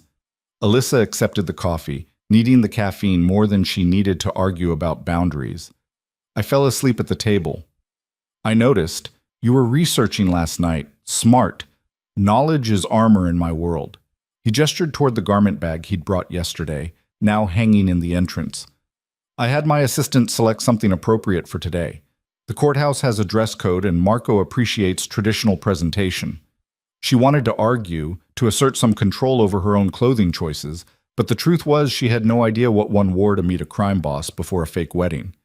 "Thank you. Don't thank me, just be ready on time." Thomas left her to prepare and Alyssa showered quickly, trying to wash away the anxiety that clung to her skin like oil. The dress in the garment bag was stunning, a sleeveless sheath in dove gray that managed to be both conservative and elegant. It fit perfectly, of course. Thomas seemed to have thought of everything. She was applying makeup when her phone rang. Her mother. The call she'd been dreading. "Hi, Mom. Alyssa Catherine Price. Why am I hearing from Marjorie Henderson that you were publicly dumped at Bellecourt 2 nights ago? Why didn't you call me?" "Because I've been busy agreeing to marry a mobster for money," Alyssa thought. "I'm sorry, it's been chaotic. Are you okay? Do you need me to come stay with you? I can be on a plane tonight." "I'm fine, actually. Better than fine." The lie came smoothly, practiced. "Mom, I have something to tell you. I'm getting married." Silence. Then, "What?" "I've been seeing someone. Thomas. We met months ago and we've been keeping it quiet because of Cameron, but now that's over and we don't want to wait anymore. We're getting married today." "Today? Alyssa, this is insane. Who is this man? I don't understand." "His name is Thomas D'Angelo. He's a businessman here in the city. We're very much in love, and I know this seems sudden, but Mom, he's wonderful. He makes me feel valued in ways Cameron never did." More silence. Alyssa could practically hear her mother's brain short-circuiting. "You're serious, completely serious. It's going to be small, just immediate family. I know you can't get here in time, but we'll have a proper celebration later, I promise." "Alyssa, slow down. Think about this. You just got out of a relationship. You're emotional. You're hurt. This isn't the time to make life-altering decisions." "I've thought about it, I'm sure." How many times would she have to tell this lie before it started to feel true? "I'll send you photos. And you'll meet him soon, I promise. You'll love him." Her mother was crying now, soft sounds of worry and confusion. I just want you to be happy, sweetheart. I am. I really am. Another lie. She was collecting them like souvenirs. I have to go, Mom. I'll call you tomorrow, okay? She ended the call before her mother could protest further, feeling hollowed out and guilty. More casualties of her decision. More people she was lying to. Thomas knocked precisely at 11:30. Ready? Alyssa grabbed a small purse, checked her reflection one final time. The woman in the mirror looked sophisticated, composed, nothing like the heartbroken girl who'd stumbled out of Bellacourt 2 nights ago. As I'll ever be. The drive to Marco Castellanos' estate took 40 minutes, out of the city and into the countryside where old money went to avoid scrutiny. The property was massive, surrounded by iron gates and mature trees, the house itself a sprawling villa that looked transported from Tuscany. Nervous? Thomas asked as they pulled through the gates. Terrified. Good. Fear keeps you sharp. Just remember what we practiced. Answer honestly when you can. Smile gracefully when you can't. Marco will respect strength more than false sweetness. They parked in a circular drive where 2 men in dark suits stood watch. The guards nodded to Thomas, their eyes assessing Alyssa with professional detachment. She felt like a specimen being examined, catalogued, judged. Inside, the villa was all old-world elegance. Marble floors, oil paintings and gilded frames, furniture that whispered of generations and inheritance. A woman in her 60s greeted them, her smile kind but her eyes shrewd. Thomas, darling, and this must be Alyssa. I'm Sophia, Marco's wife. Welcome. Sophia's handshake was firm, her assessment thorough. You're lovelier than the photographs. Come, Marco is waiting in the garden. He prefers fresh air these days. They followed her through French doors into a garden that was more sanctuary than landscape. Stone paths wound between flowering beds, fountains murmured, and in the center of it all, an old man sat in a wheelchair, his body frail but his eyes sharp as broken glass. Marco Castellano looked like he'd been carved from granite in time. Despite the wheelchair, despite the oxygen tank discreetly positioned beside him, he radiated authority. This was a man who had built an empire, who had outlasted enemies and allies alike, who knew secrets that could topple governments. Uncle, Thomas said, bending to kiss the old man's cheek, this is Alyssa Price. Marco's gaze fixed on her, and Alyssa felt pinned like a butterfly under examination. Miss Price, sit. Tell me why you want to marry my nephew. The bluntness was startling. No pleasantries, no small talk, straight to the heart of things. Alyssa sat in the chair indicated, meeting his stare as steadily as she could manage. Because he offered me an opportunity I couldn't refuse. Thomas tensed slightly beside her, but Marco's laugh was genuine, delighted. Honest! Thomas said you were smart. Intelligence without honesty is just cunning, but together? He nodded approvingly. Tell me about this opportunity. Financial security, knowledge, and the satisfaction of watching someone who wronged me face consequences. Your ex-fiancé. Thomas told me about him. Ambitious little weasel working for Morrison, yes? Marco's English was barely accented, refined. You want revenge. I want justice. There's a difference. Is there? His smile was knowing. Justice is what we call revenge when we want to feel righteous about it. But I appreciate the distinction. He gestured to Sophia, who brought forward a folder. Thomas provided me with the information he gathered on Cameron Westbrook. Impressive work. You'll use it? When the time is right. Smart girl. Patience is rare these days. Everyone wants satisfaction immediately. Consequences be damned. He studied her for a long moment. My nephew is entering a delicate phase of his life. He needs stability, the appearance of domestic happiness. You understand this marriage is a business arrangement? Completely. And you're comfortable with that? With being, essentially, an employee? I'm comfortable with honest transactions. I know what I'm getting. I know what's expected of me. That's more than I had in my last relationship. Marco laughed again, the sound turning into a cough that Sophia rushed to help with. When he recovered, his expression had sobered. You'll meet difficult people in our world, Miss Price. Franco Versani particularly will test you. He's been waiting for Thomas to show weakness, to make a mistake. A sudden marriage to a stranger could be seen as impulsive, emotional, evidence of poor judgment, or evidence of decisive action and commitment to long-term planning, Alyssa countered. Perspective matters. Indeed it does. Marco's approval was clear now. Thomas, you chose well. She has spine. Thank you, Uncle. One more question, Miss Price. Marco leaned forward slightly, his gaze intense. What happens in a year when your contract ends? What stops you from taking your money and Thomas's secrets and selling them to the highest bidder? The question was a trap, and Alyssa knew it. Answer wrong, and this whole thing could fall apart. Self-preservation. If I betrayed Thomas, I'd be betraying you. And I'm smart enough to know that people who betray the Castellano family don't tend to enjoy long, healthy lives. The money is good, but living to spend it is better. Silence. Then Marco smiled, genuine warmth breaking through the calculated assessment. You'll do.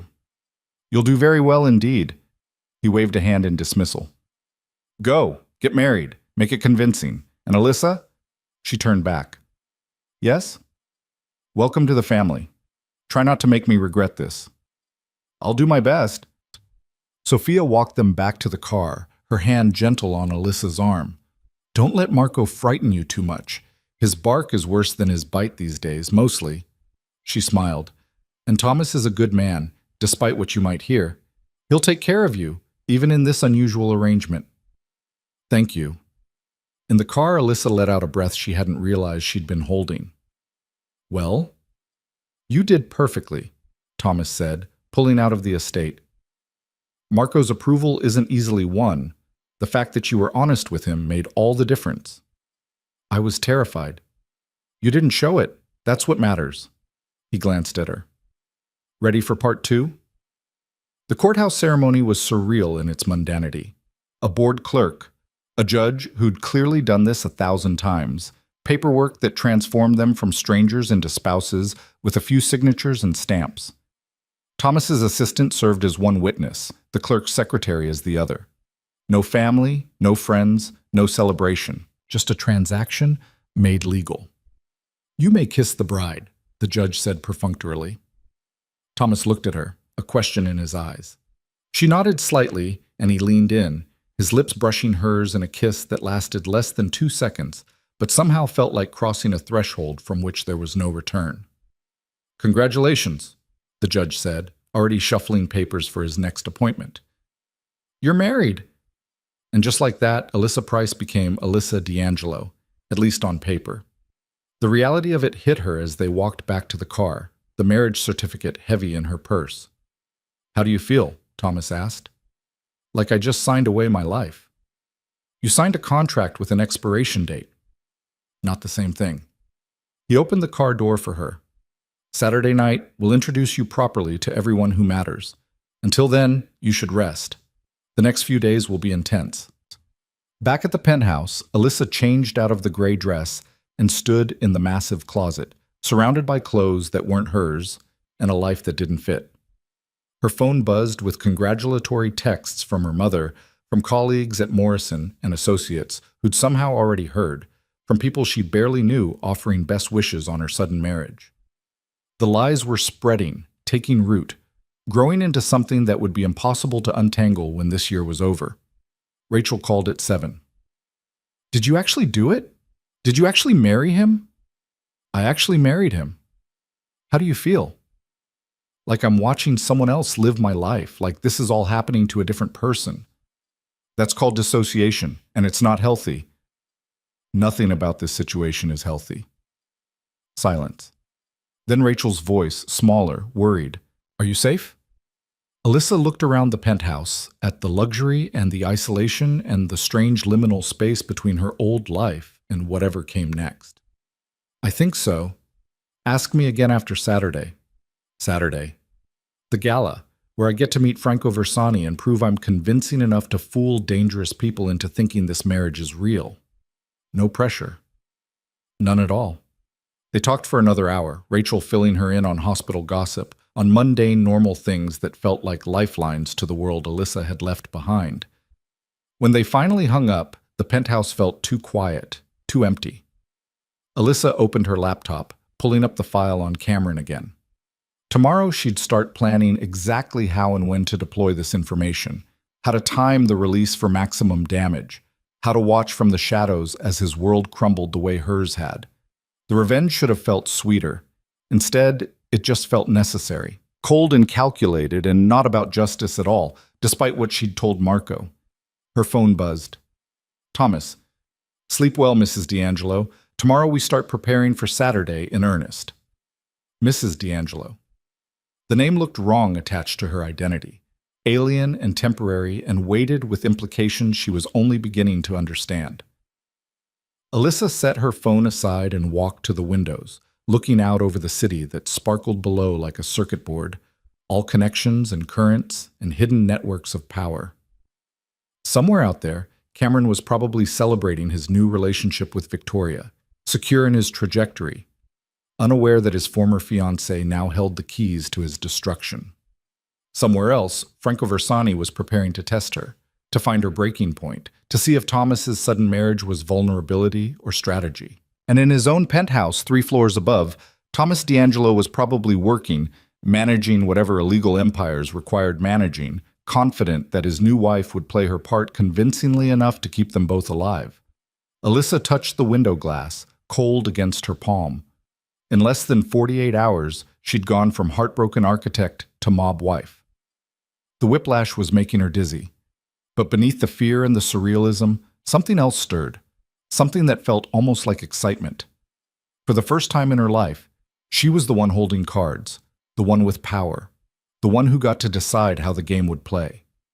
It was terrifying and exhilarating in equal measure. Tomorrow, the real work would begin. Learning to navigate a world where smiles concealed threats and every conversation was a negotiation, where weakness meant death and strength was the only currency that mattered. Alyssa pulled the curtains closed, shutting out the city and its glittering promises. She had one day to prepare for Saturday night, one day to transform from terrified imposter into convincing mob wife, one day to become someone strong enough to survive what was coming. She went to bed in silk sheets that cost more than her monthly rent used to, wearing pajamas she hadn't bought, in an apartment that wasn't really hers, married to a man she barely knew. And somewhere in the darkness, she heard herself laugh. Not happy, not sad, just the slightly unhinged sound of someone who had jumped off a cliff and was still waiting to see if she'd fly or fall. Friday morning arrived with Isabella Moretti, Thomas's assistant, appearing at the penthouse door at precisely 8 o'clock carrying garment bags, makeup cases, and an intensity that made Alyssa feel immediately inadequate. Mrs. D'Angelo, Isabella said, sweeping past her into the living room. We have 8 hours to transform you into someone who belongs at Thomas's side. Let's not waste time.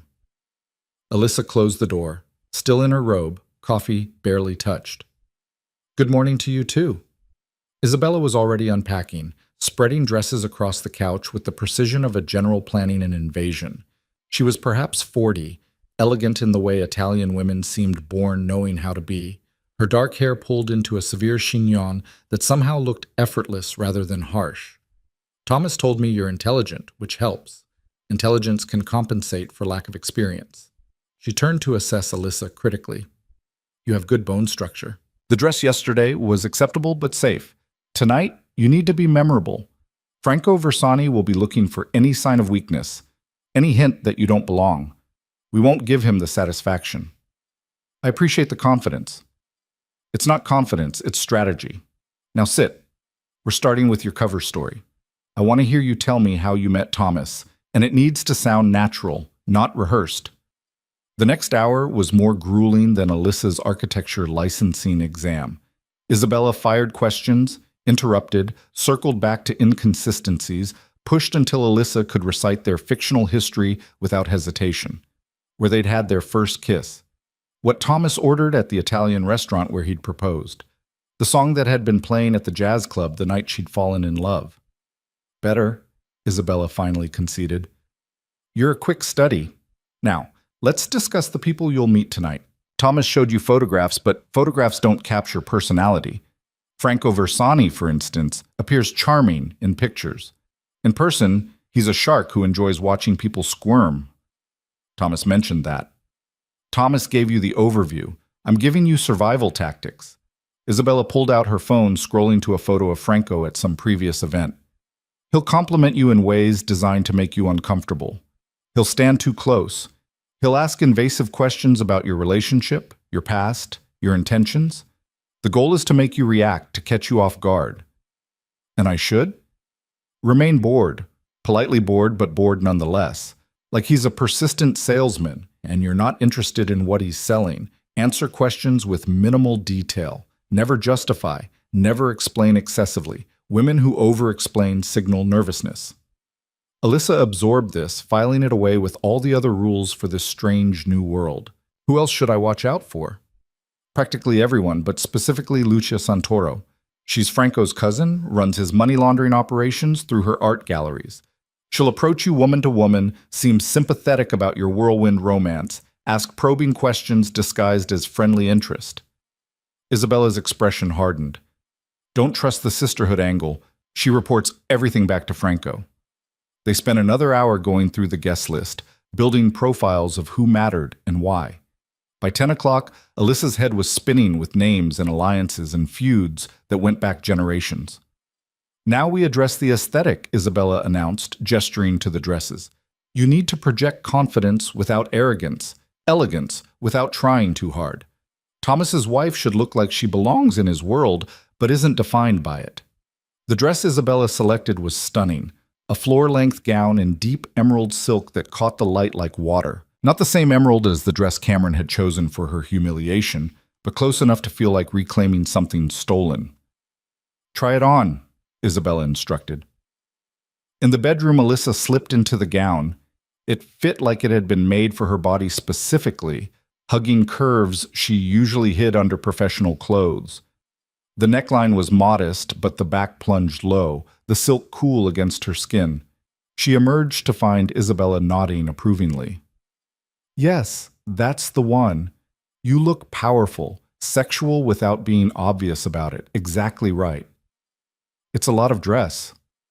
It's armor. Never forget that.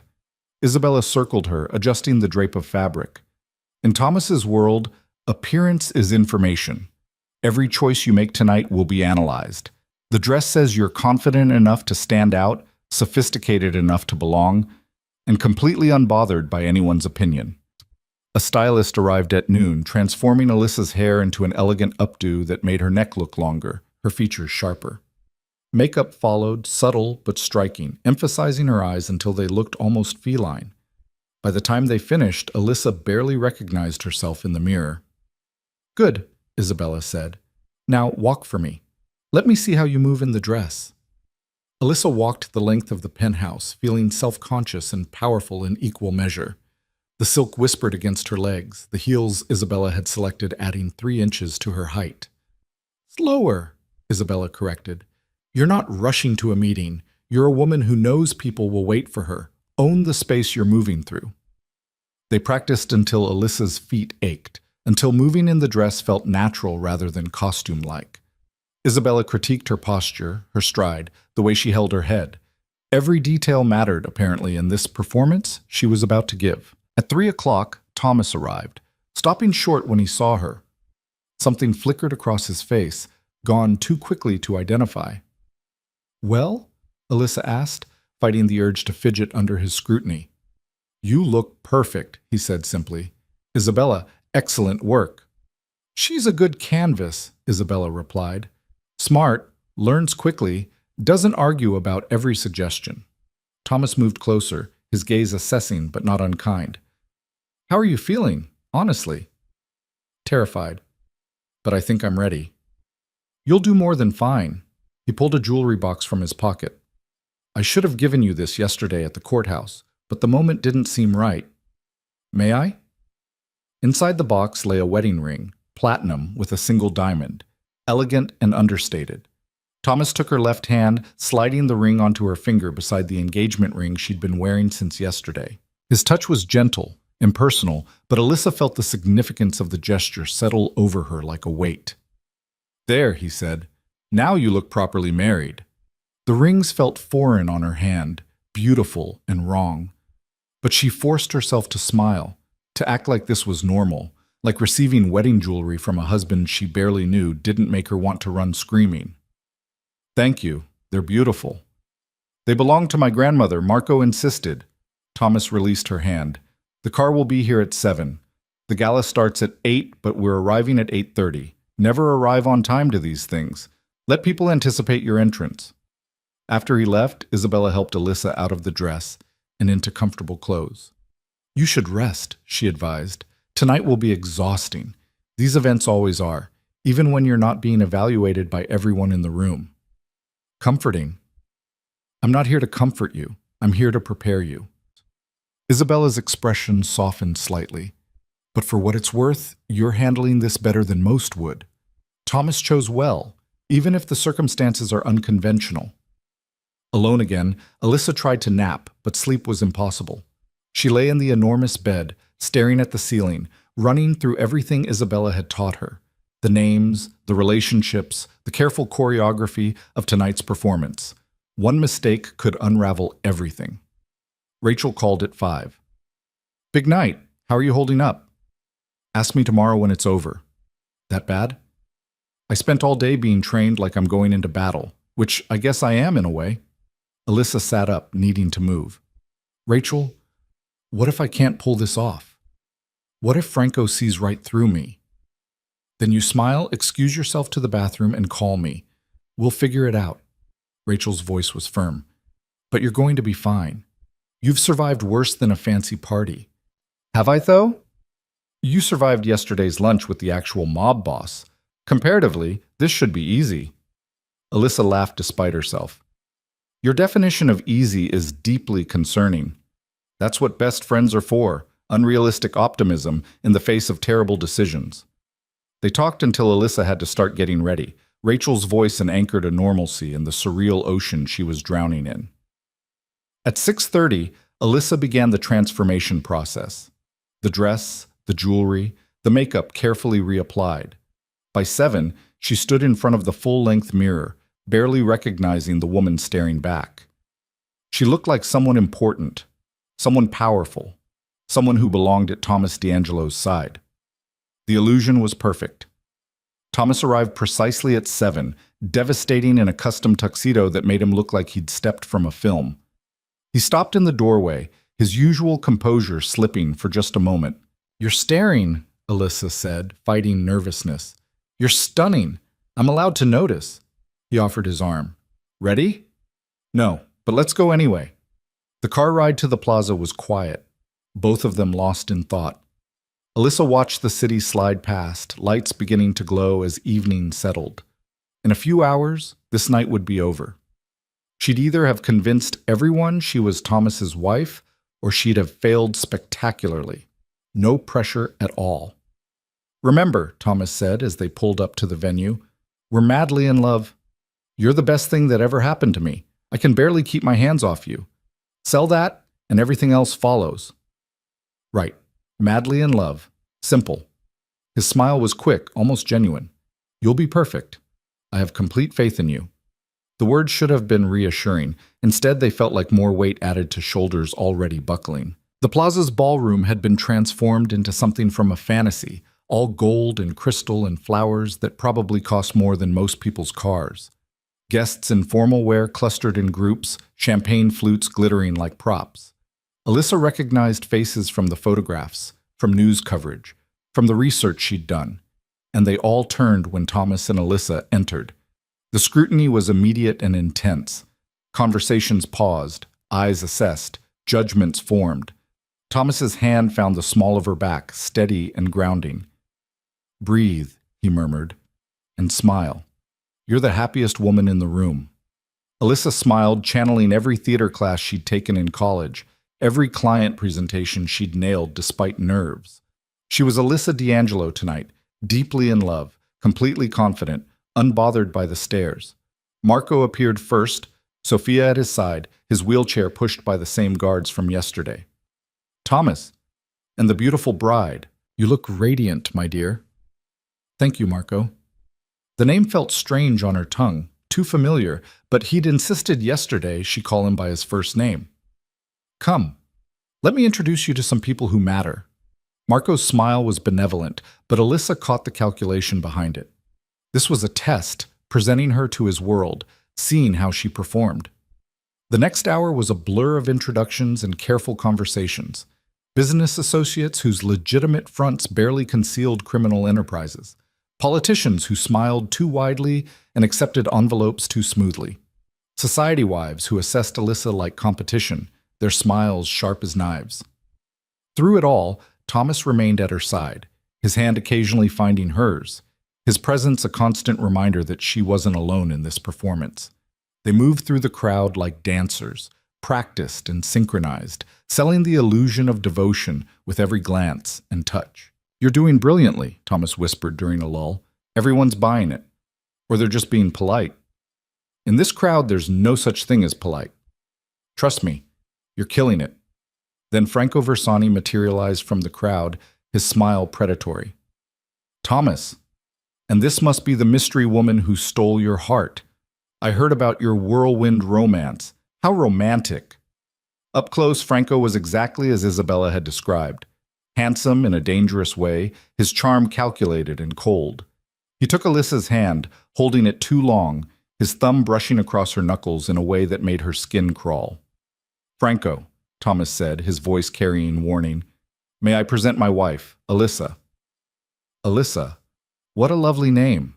Franco's eyes were calculating, searching. "Tell me, how does an architect from public school end up marrying into the Castellano family? It's quite the leap." The insult was delivered with a smile, wrapped in false curiosity. Alyssa channeled Isabella's training, keeping her expression bored, vaguely amused. "Love doesn't check resumes, Franco. Though I understand that might be a foreign concept for someone who approaches relationships as business transactions." The nearby conversations quieted. Someone laughed. Franco's smile tightened. "Touché! A woman with spine. How refreshing." He released her hand finally. "And the speed of the marriage? No long engagement? No big wedding? One might almost think you were in a hurry." "One might also think we simply didn't want to wait to start our lives together," Alyssa replied smoothly. "When you know, you know. Unless you're the type who needs years of deliberation for every decision." Thomas's hand squeezed her waist gently. Approval or warning, she couldn't tell. Franco laughed, but the sound held no warmth. "I like her, Thomas. She's got fire. Let's hope she doesn't get burned." He drifted away, leaving tension in his wake.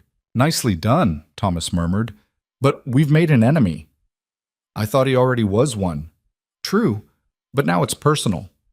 Lucia Santoro approached next, exactly as Isabella had predicted. She was beautiful in a severe way, her smile warm, but her eyes cold. "Alyssa, darling, I had to meet the woman who finally tamed Thomas D'Angelo. Come, let's get champagne and you can tell me everything." "I should stay with Thomas." "Nonsense, let the men talk business. We'll have girl talk." Lucia linked arms with her, steering her away before Alyssa could protest. They ended up near the bar, champagne flutes in hand, surrounded by other women who circled like well-dressed sharks.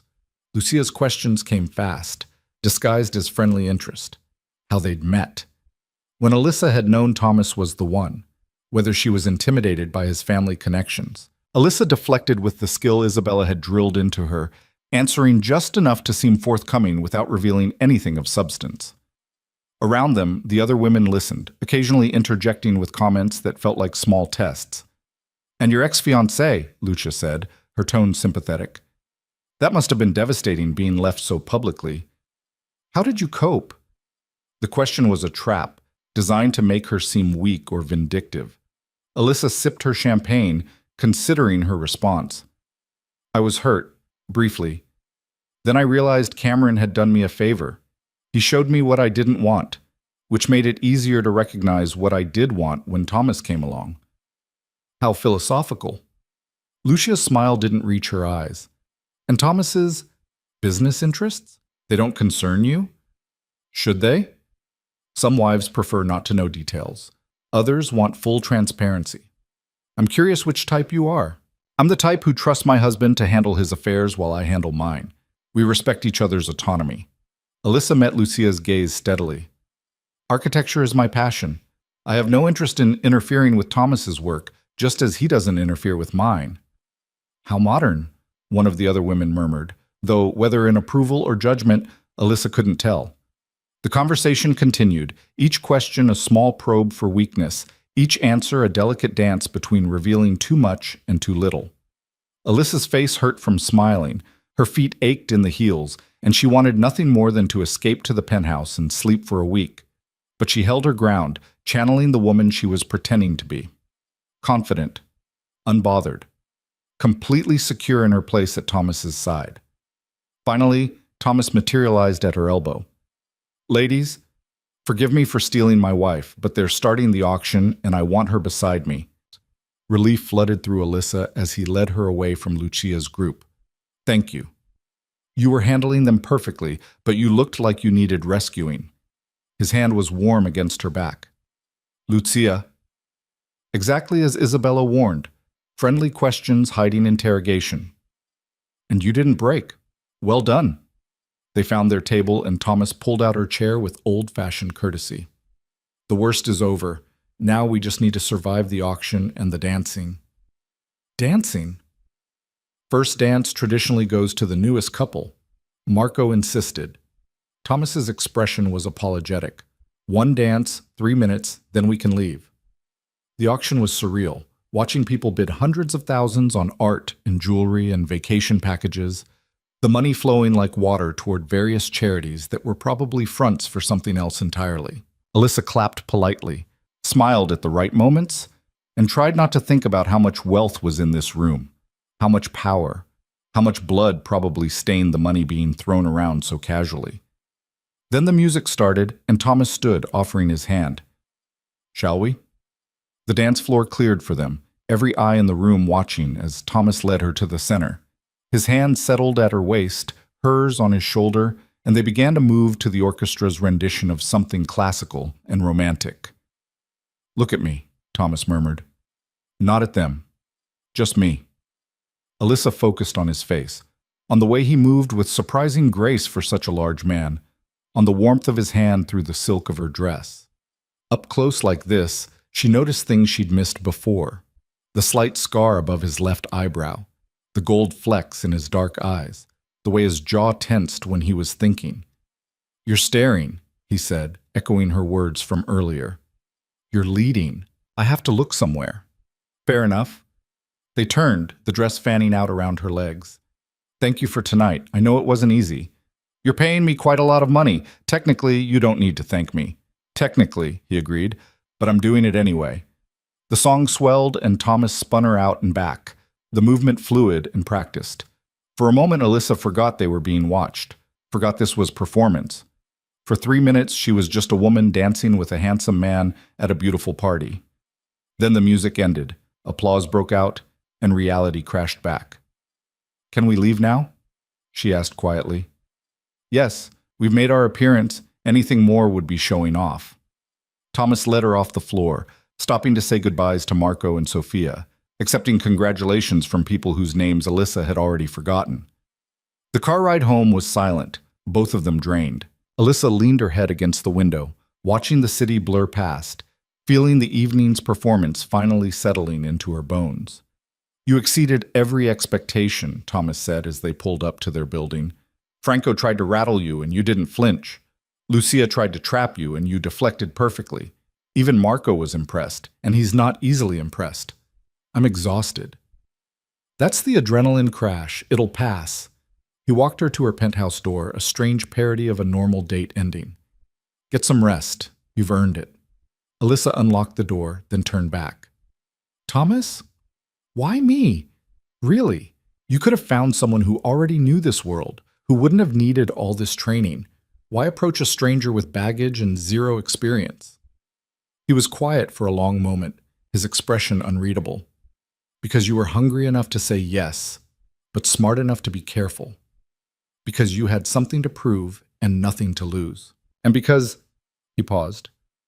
"Because when I saw you at Bellicor, I saw someone who was done being underestimated. I know what that looks like. I've been that person." The vulnerability in his voice surprised her. "You? The Thomas D'Angelo who everyone fears? You've been underestimated?" "My whole childhood. Marco's nephew, always in his shadow, people assuming I'd amount to nothing without his name. I had to prove myself every day, earn my place in the family business through blood and work, while everyone else coasted on legacy. His smile was bitter. So yes, I know what it's like to be the person everyone overlooks, to have potential everyone dismisses. I saw that in you. That's why. Alyssa absorbed this, seeing him differently. Not just the dangerous mobster or the calculating businessman, but someone who understood being invisible, being told you weren't enough. Thank you for the honesty, she said finally. Thank you for surviving tonight. Sleep well, Alyssa. He left before she could respond, disappearing into the elevator. Alyssa entered the penthouse, closed the door, and finally let herself collapse. The dress puddled around her on the floor as she stepped out of it, the heels kicked off with relief. She called Rachel as promised, recounting the evening's highlights while scrubbing off makeup and changing into pajamas. You survived a mob party, Rachel said when she'd finished. I'm honestly impressed. Also terrified for you, but impressed. I can't believe I actually did it. I insulted Franco Versani to his face. You what? He was testing me. Isabella said to stay bored, so I got bored and insulting. Thomas seemed to think it went well. Alyssa, you realize you're playing games with actual criminals, right? These aren't corporate lawyers. These are people who make problems disappear permanently. I know. And she did know, intellectually. But tonight had felt like theater, like a performance where the stakes were fabricated. The reality of the danger hadn't quite penetrated yet. Rachel, I think I might actually be able to do this year-long arrangement. I think I can survive it. Surviving isn't the same as winning. No, but it's better than losing. They talked until Rachel's yawns became too frequent to ignore, then said their goodnights. Alyssa lay in bed, exhaustion pulling at her, but sleep was still distant. Her phone buzzed. Thomas, you were magnificent tonight, truly. Sleep well. She stared at the message, then typed back. Thank you for everything today and for the honesty earlier. 3 dots appeared, disappeared, appeared again. Then, the honesty was easy, you've earned it. Good night, Alyssa. She fell asleep with her phone still in her hand, the city lights filtering through the curtains, the weight of the wedding ring foreign but somehow comforting on her finger. Tomorrow she'd wake up and the reality would set in. Tonight, she'd survived her first real test in Thomas's world, and against all odds, she'd actually succeeded. The weeks that followed the gala settled into an unexpected rhythm. Alyssa found herself navigating 2 worlds simultaneously.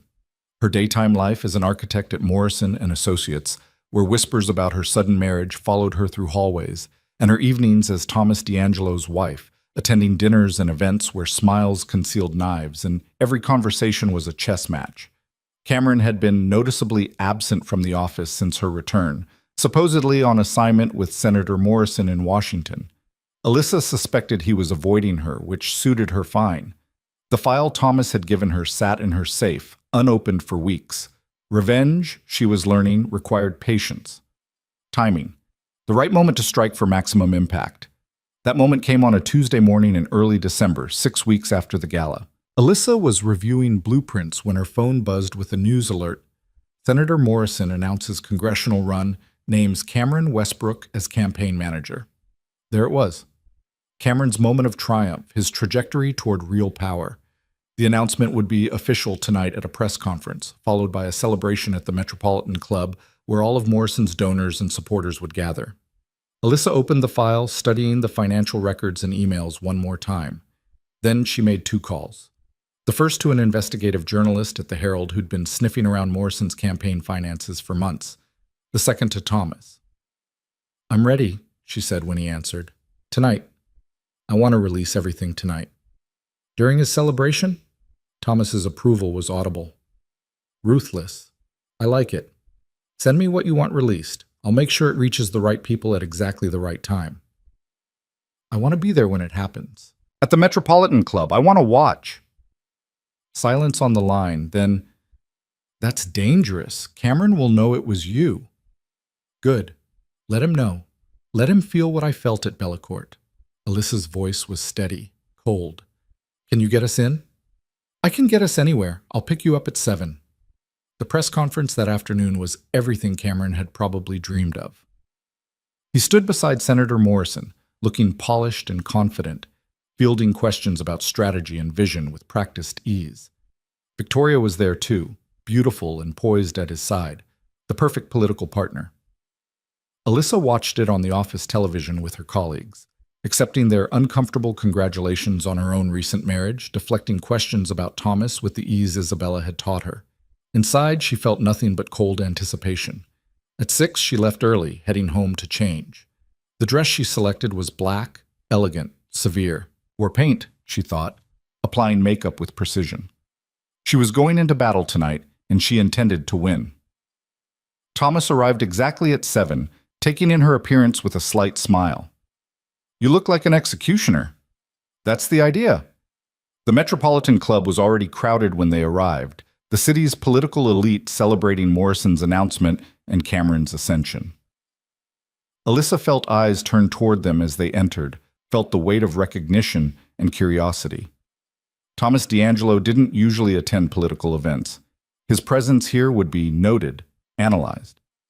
"Ready?" Thomas murmured, his hand at her back. "Absolutely." They moved through the crowd, Thomas greeting acquaintances while Alyssa scanned for Cameron. She found him near the bar, surrounded by donors, his laugh carrying across the room. Victoria was attached to his arm, radiant in her success. At exactly 7:30, Thomas's phone buzzed. He glanced at the screen, then at Alyssa. "It's done. The Herald just published their exposé online. Should hit the wire services in the next few minutes." Alyssa's heart hammered, but her face remained calm. They watched as phones throughout the room began buzzing, as people stepped away to read messages, as the energy in the space slowly shifted from celebration to confusion. Cameron's face was visible across the room when he read whatever someone had just sent him. The color drained from his features, his expression transforming from confident to panicked in seconds. He grabbed his own phone, scrolling frantically, while Victoria leaned in to see what had caused his reaction. The Herald's headline was devastating. "Morrison campaign manager diverted donor funds to personal accounts. Emails reveal months-long affair while engaged." The article detailed everything. The financial improprieties, the emails between Cameron and Victoria discussing Alyssa's unsuitability for political life, the timeline proving their relationship had begun months before Cameron's public breakup. Photographs, bank statements, everything carefully documented and impossible to deny. Senator Morrison appeared at Cameron's side, his face thunderous. The conversation was brief and clearly furious, Morrison's gestures sharp with anger. Victoria was trying to explain something, her poise cracking. And Cameron looked like a man watching his future disintegrate in real time. "He's looking for you," Thomas observed quietly. "He knows." Indeed, Cameron's eyes had found her across the room. The recognition in his face transformed immediately to rage. He started moving toward them, Victoria trying to hold him back, but he shook her off. "You," Cameron snarled when he reached them, ignoring the people watching. "You did this. You vindictive—" "Careful," Thomas said softly, stepping slightly in front of Alyssa. The threat in his voice was unmistakable. "You're in public, Westbrook, and you're speaking to my wife." "Your wife?" Cameron laughed bitterly. "Is that what this is? You marry some criminal to get revenge on me? How pathetic." "More pathetic than stealing campaign funds?" Alyssa asked, her voice steady despite her racing heart. "More pathetic than planning your fiancé's public humiliation like a campaign event? Tell me, Cameron, how does it feel, standing here while everyone watches your world end?" His hand moved like he might actually hit her, but Thomas caught his wrist in an iron grip. "Don't," Thomas said quietly. "Don't even think about it." Security was already moving toward them, along with Senator Morrison, who looked ready to commit murder himself. "Get him out of here," Morrison ordered the guards, "and issue a statement. As of this moment, Cameron Westbrook is terminated from this campaign and any association with my office." "Senator, please."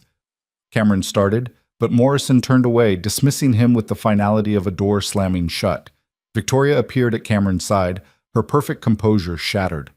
"This is your fault," she hissed at Alyssa. "You couldn't just move on like a normal person? You had to destroy everything?"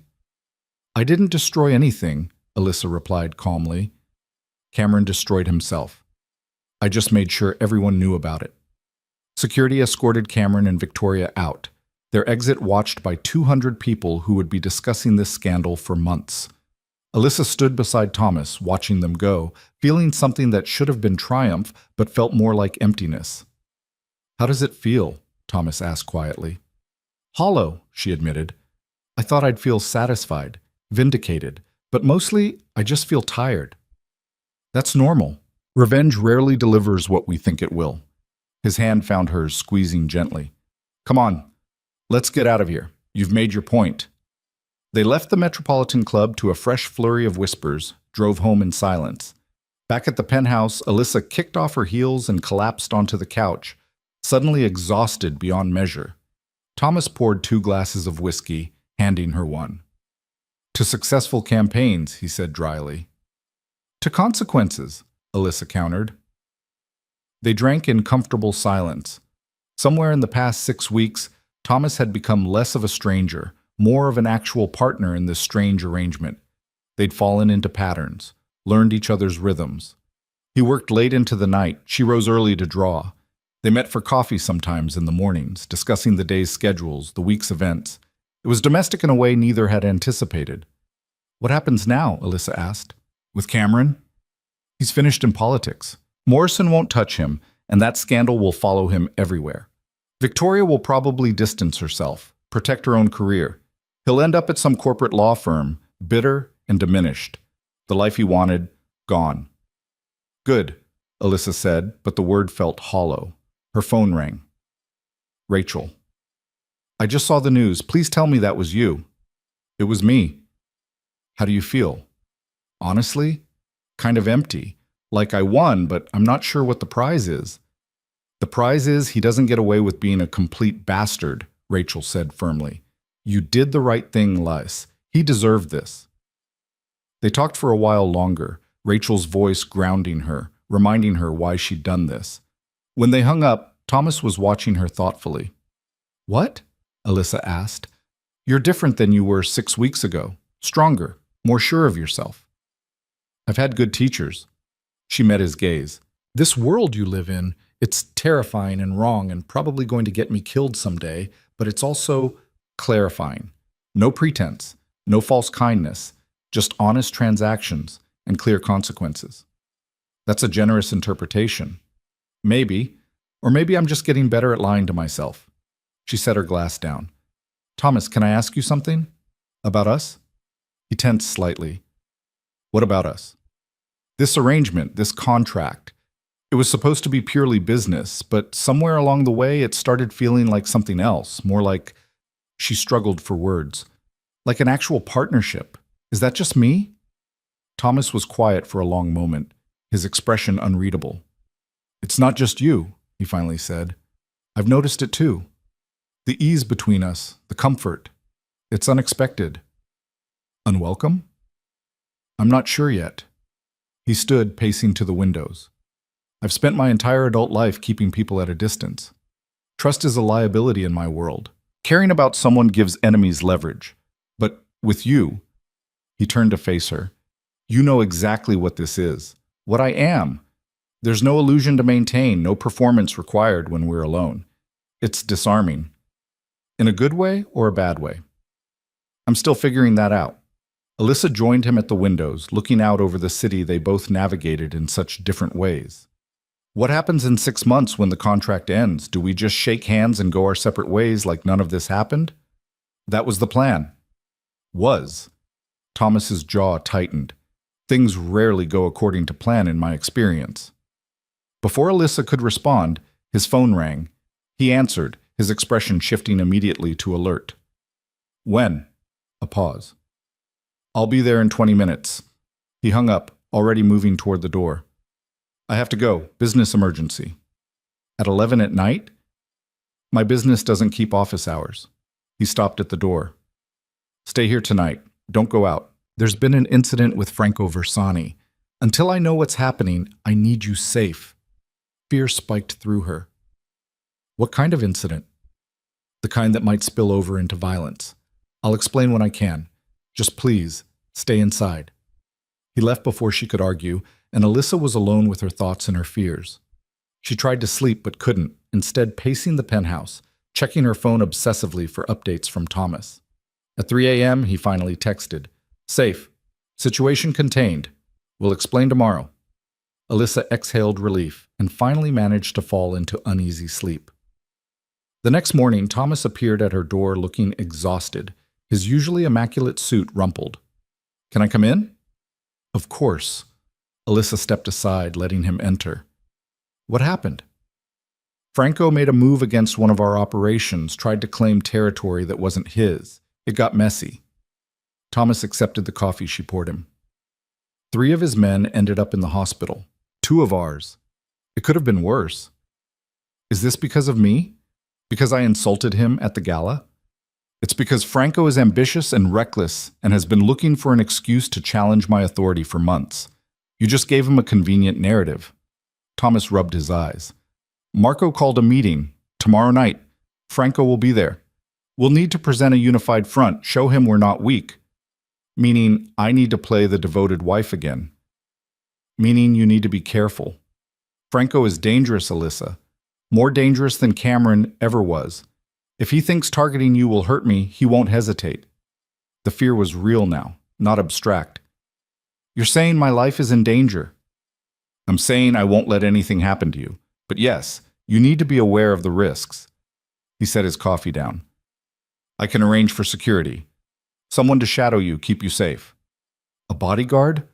Thomas, I can't live like that. You might not have a choice. They argued about it for an hour before compromising on increased building security and Alyssa checking in regularly when she was out. It was a band-aid on a bullet wound, but it was something. The meeting with Marco the next night was held at his estate, the same garden where Alyssa had first met him, but this time the atmosphere was tense, dangerous.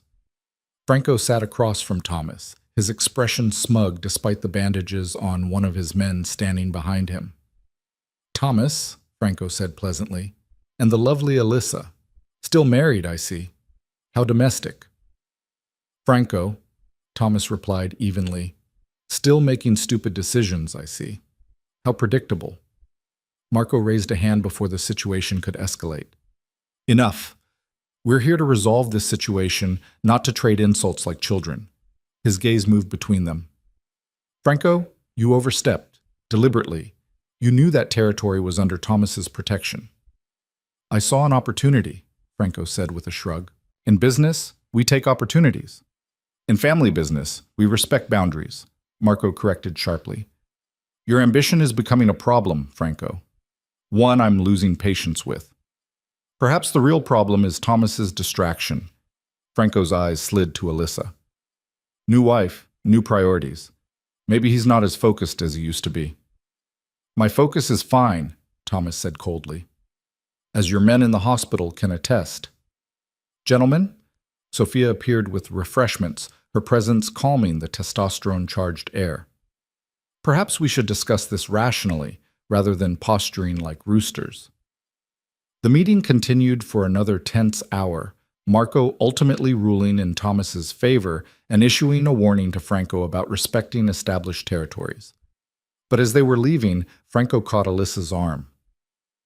"A word of advice, Mrs. D'Angelo," he said quietly. "Be careful. Women in this life, they're fragile things. Accidents happen." Thomas was there instantly, his hand on Franco's wrist. "Touch my wife again and you'll lose that hand. Are we clear?" "Crystal." Franco smiled, backing away. "Just offering friendly advice between family." In the car, Thomas was silent, his jaw tight with barely controlled rage. "I'm sorry," he finally said. "I'm sorry I brought you into this world. You were safer when you were just an architect with a broken heart." "Maybe," Alyssa agreed, "but I was also powerless. At least now I know where I stand, what the dangers are. That's better than being blindsided." "Is it? Because from where I'm sitting, I've made you a target. You've also made me rich, got me revenge on Cameron, and taught me how to navigate rooms full of dangerous people without flinching. That's not nothing." Thomas looked at her, something shifting in his expression. "When did you become so fearless?" when I realized fear was just another kind of powerlessness. And I'm done being powerless. The weeks that followed were tense. Franco made no more overt moves, but the threat lingered like smoke. Alyssa continued her life with new awareness, checking over her shoulder, varying her routines, learning to read rooms for danger the way she'd once read them for architectural potential. And somewhere in that tension, something changed between her and Thomas. The careful distance they'd maintained began to erode. They started having dinner together most nights, not because the contract required it, but because they enjoyed each other's company.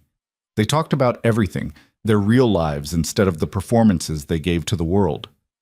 Thomas told her about growing up in Marco's shadow, about proving himself through violence and strategy because those were the only currencies his family valued. Alyssa told him about her childhood in Ohio, about parents who loved her but never quite understood her ambitions, about feeling like she was always reaching for something just beyond her grasp. "We're not that different," Thomas observed one night over wine. "Both fighting to be seen by people determined not to see us. Except you won your fight. You're Marco's right hand now. Everyone respects you. They fear me. That's not the same as respect." He swirled his wine. "You want to know something? Sometimes I wonder what my life would have been like if I'd been born into a different family. Normal parents, normal expectations. Maybe I'd have been an architect too." Alyssa laughed. "Somehow I can't see you drafting blueprints in a cubicle." "No? Why not?" "Because you're built for action, for strategy. You'd be bored in an office inside a week." "Maybe. Or maybe I just never had the chance to find out what I could have been besides this." He gestured vaguely, encompassing his whole life. That's the thing about family legacies. They're prisons disguised as opportunities. It was the most honest he'd ever been with her, and Alyssa felt something shift in her chest. This wasn't the dangerous mobster everyone feared or the calculating businessman who'd offered her a contract. This was just Thomas, a man trapped in a life he hadn't chosen, making the best of circumstances he couldn't control. 6 months left on our contract," she said quietly. "What happens then?" "I don't know." His eyes met hers. "I used to know exactly what would happen. We'd divorce quietly, you'd take your money, we'd both move on. But now it's complicated. Very." They sat in silence, the admission hanging between them like a bridge neither was quite ready to cross. The crisis with Franco came to a head 3 months later, in March, just weeks before their contract was set to expire. Alyssa was working late at Morrison & Associates when Thomas called, his voice urgent. "Where are you?" "At the office." "Why? What's wrong?" "Franco's making his move. Tonight. I need you to go directly home, use the private elevator, don't talk to anyone. I'm sending security to meet you." "Thomas, you're scaring me." "Good. Be scared, be careful." "And Alyssa?" His voice softened. "I'll keep you safe. I promise." The security team arrived within minutes, 2 silent men in dark suits who escorted her to a car and drove her home without explanation. At the penthouse, they positioned themselves outside while Alyssa locked herself inside, heart hammering. Thomas called again at midnight. "It's over. Franco tried to kill Marco. He failed. Marco's fine, but Franco won't be a problem anymore." Alyssa didn't ask what that meant. She didn't want to know. "And you? Are you okay?" "I'm fine. I'll be home in an hour. We need to talk." He arrived at 2 a.m. And Alyssa had never seen him look so exhausted, so worn. She poured him whiskey without asking, sat beside him on the couch, and waited. "Marco wants to retire," Thomas finally said. "He's naming me as his successor, officially. The whole family business, all of it, falls to me." "That's what you wanted, isn't it? What you've been working toward?" "Yes. And no." He drank deeply. "It means more responsibility, more danger. More enemies like Franco who'll try to take what's mine. It means I can never have a normal life, a normal family. It means anyone close to me becomes a target."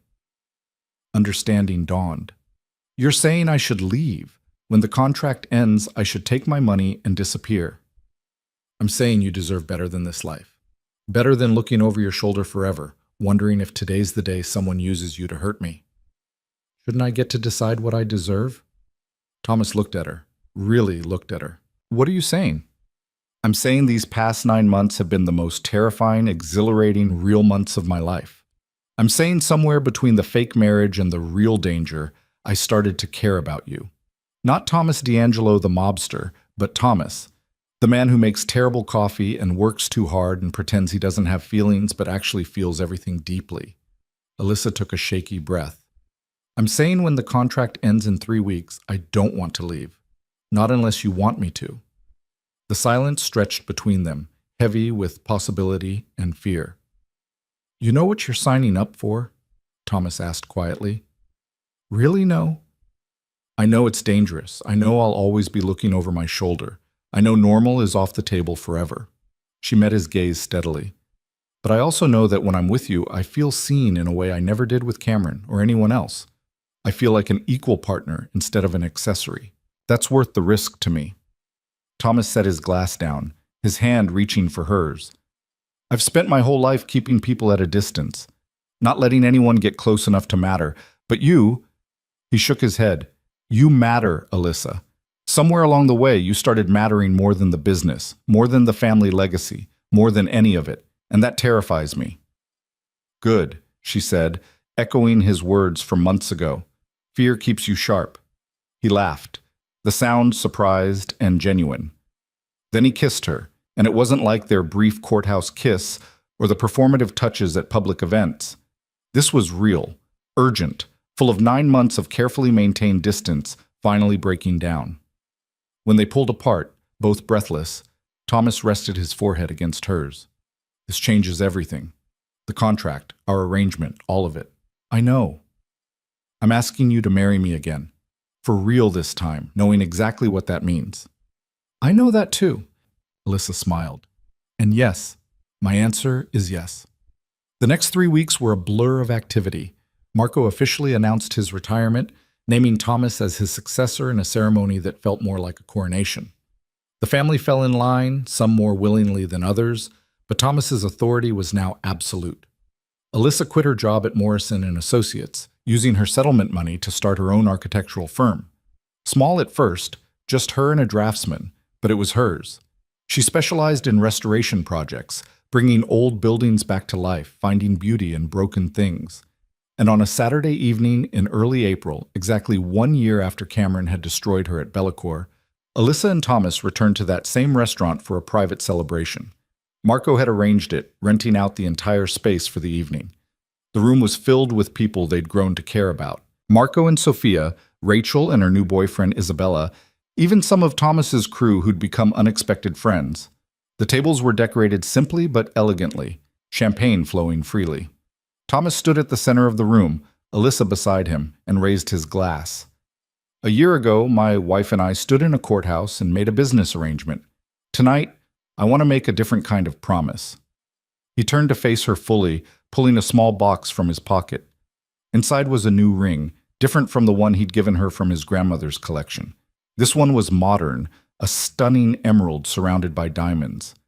Alyssa Price, you terrify me and challenge me and make me want to be better than I am.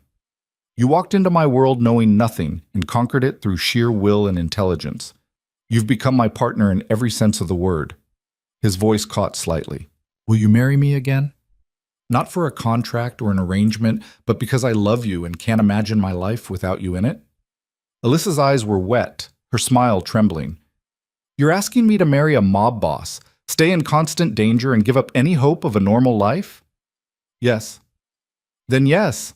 Absolutely yes. The room erupted in applause as Thomas slipped the emerald ring onto her finger beside the wedding band she'd never taken off. He kissed her deeply, not caring who watched, and Alyssa kissed him back with everything she had.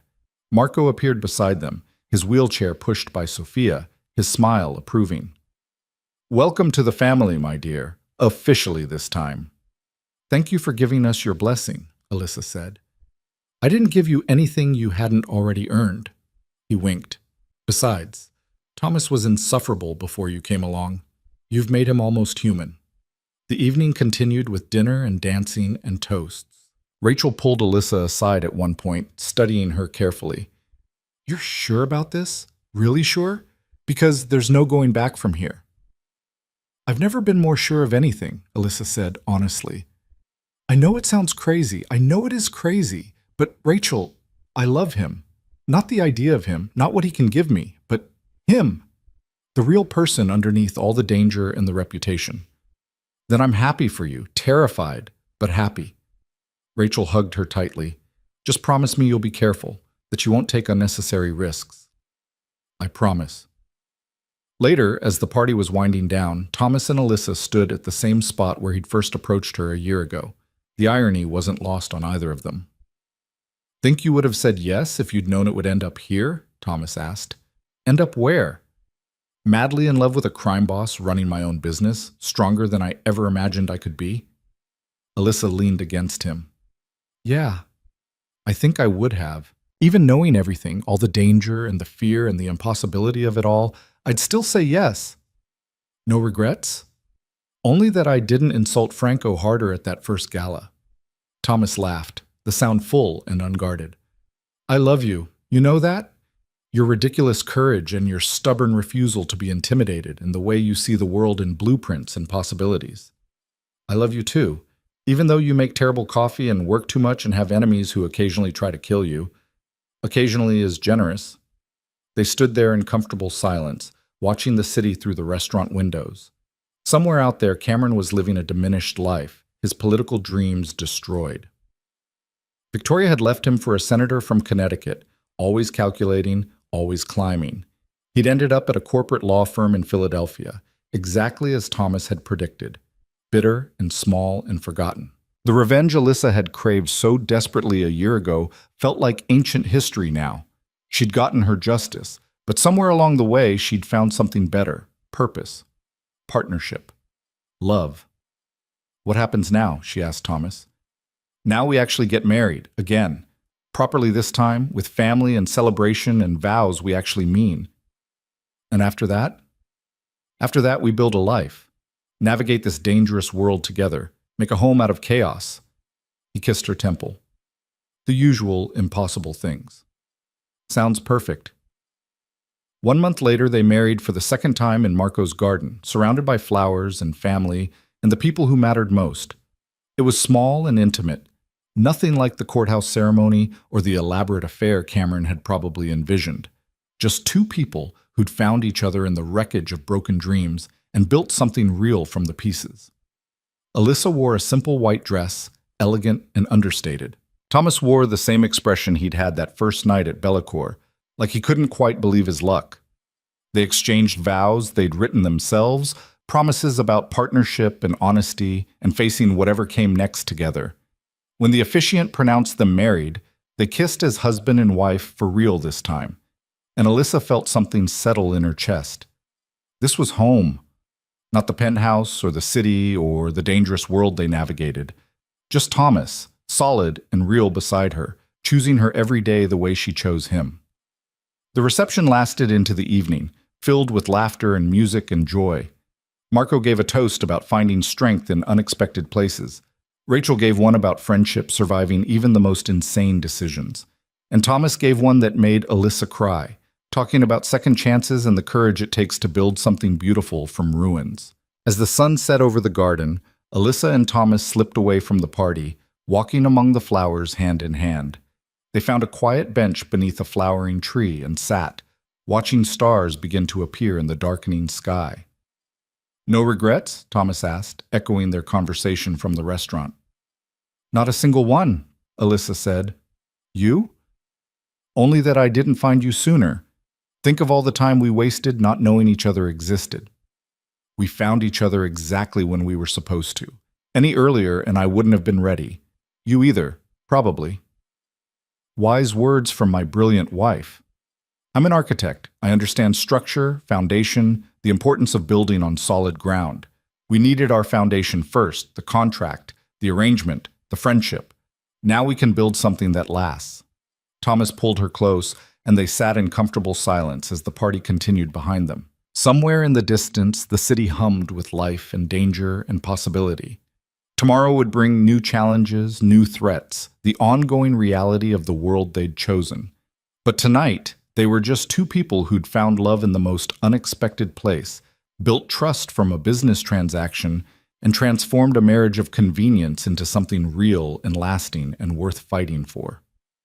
Alyssa looked down at the emerald ring on her finger, at the wedding band that had started as a prop and become a symbol of actual commitment.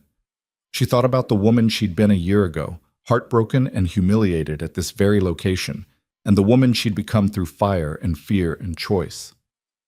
"Thank you," she said to Thomas. "For what?"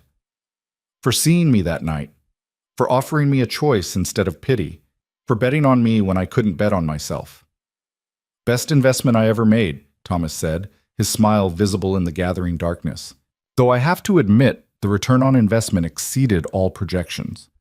"You're comparing our marriage to a business deal?" "I'm saying sometimes the best things in life start as transactions and become something infinitely more valuable." He kissed her softly. "I love you, Alyssa D'Angelo.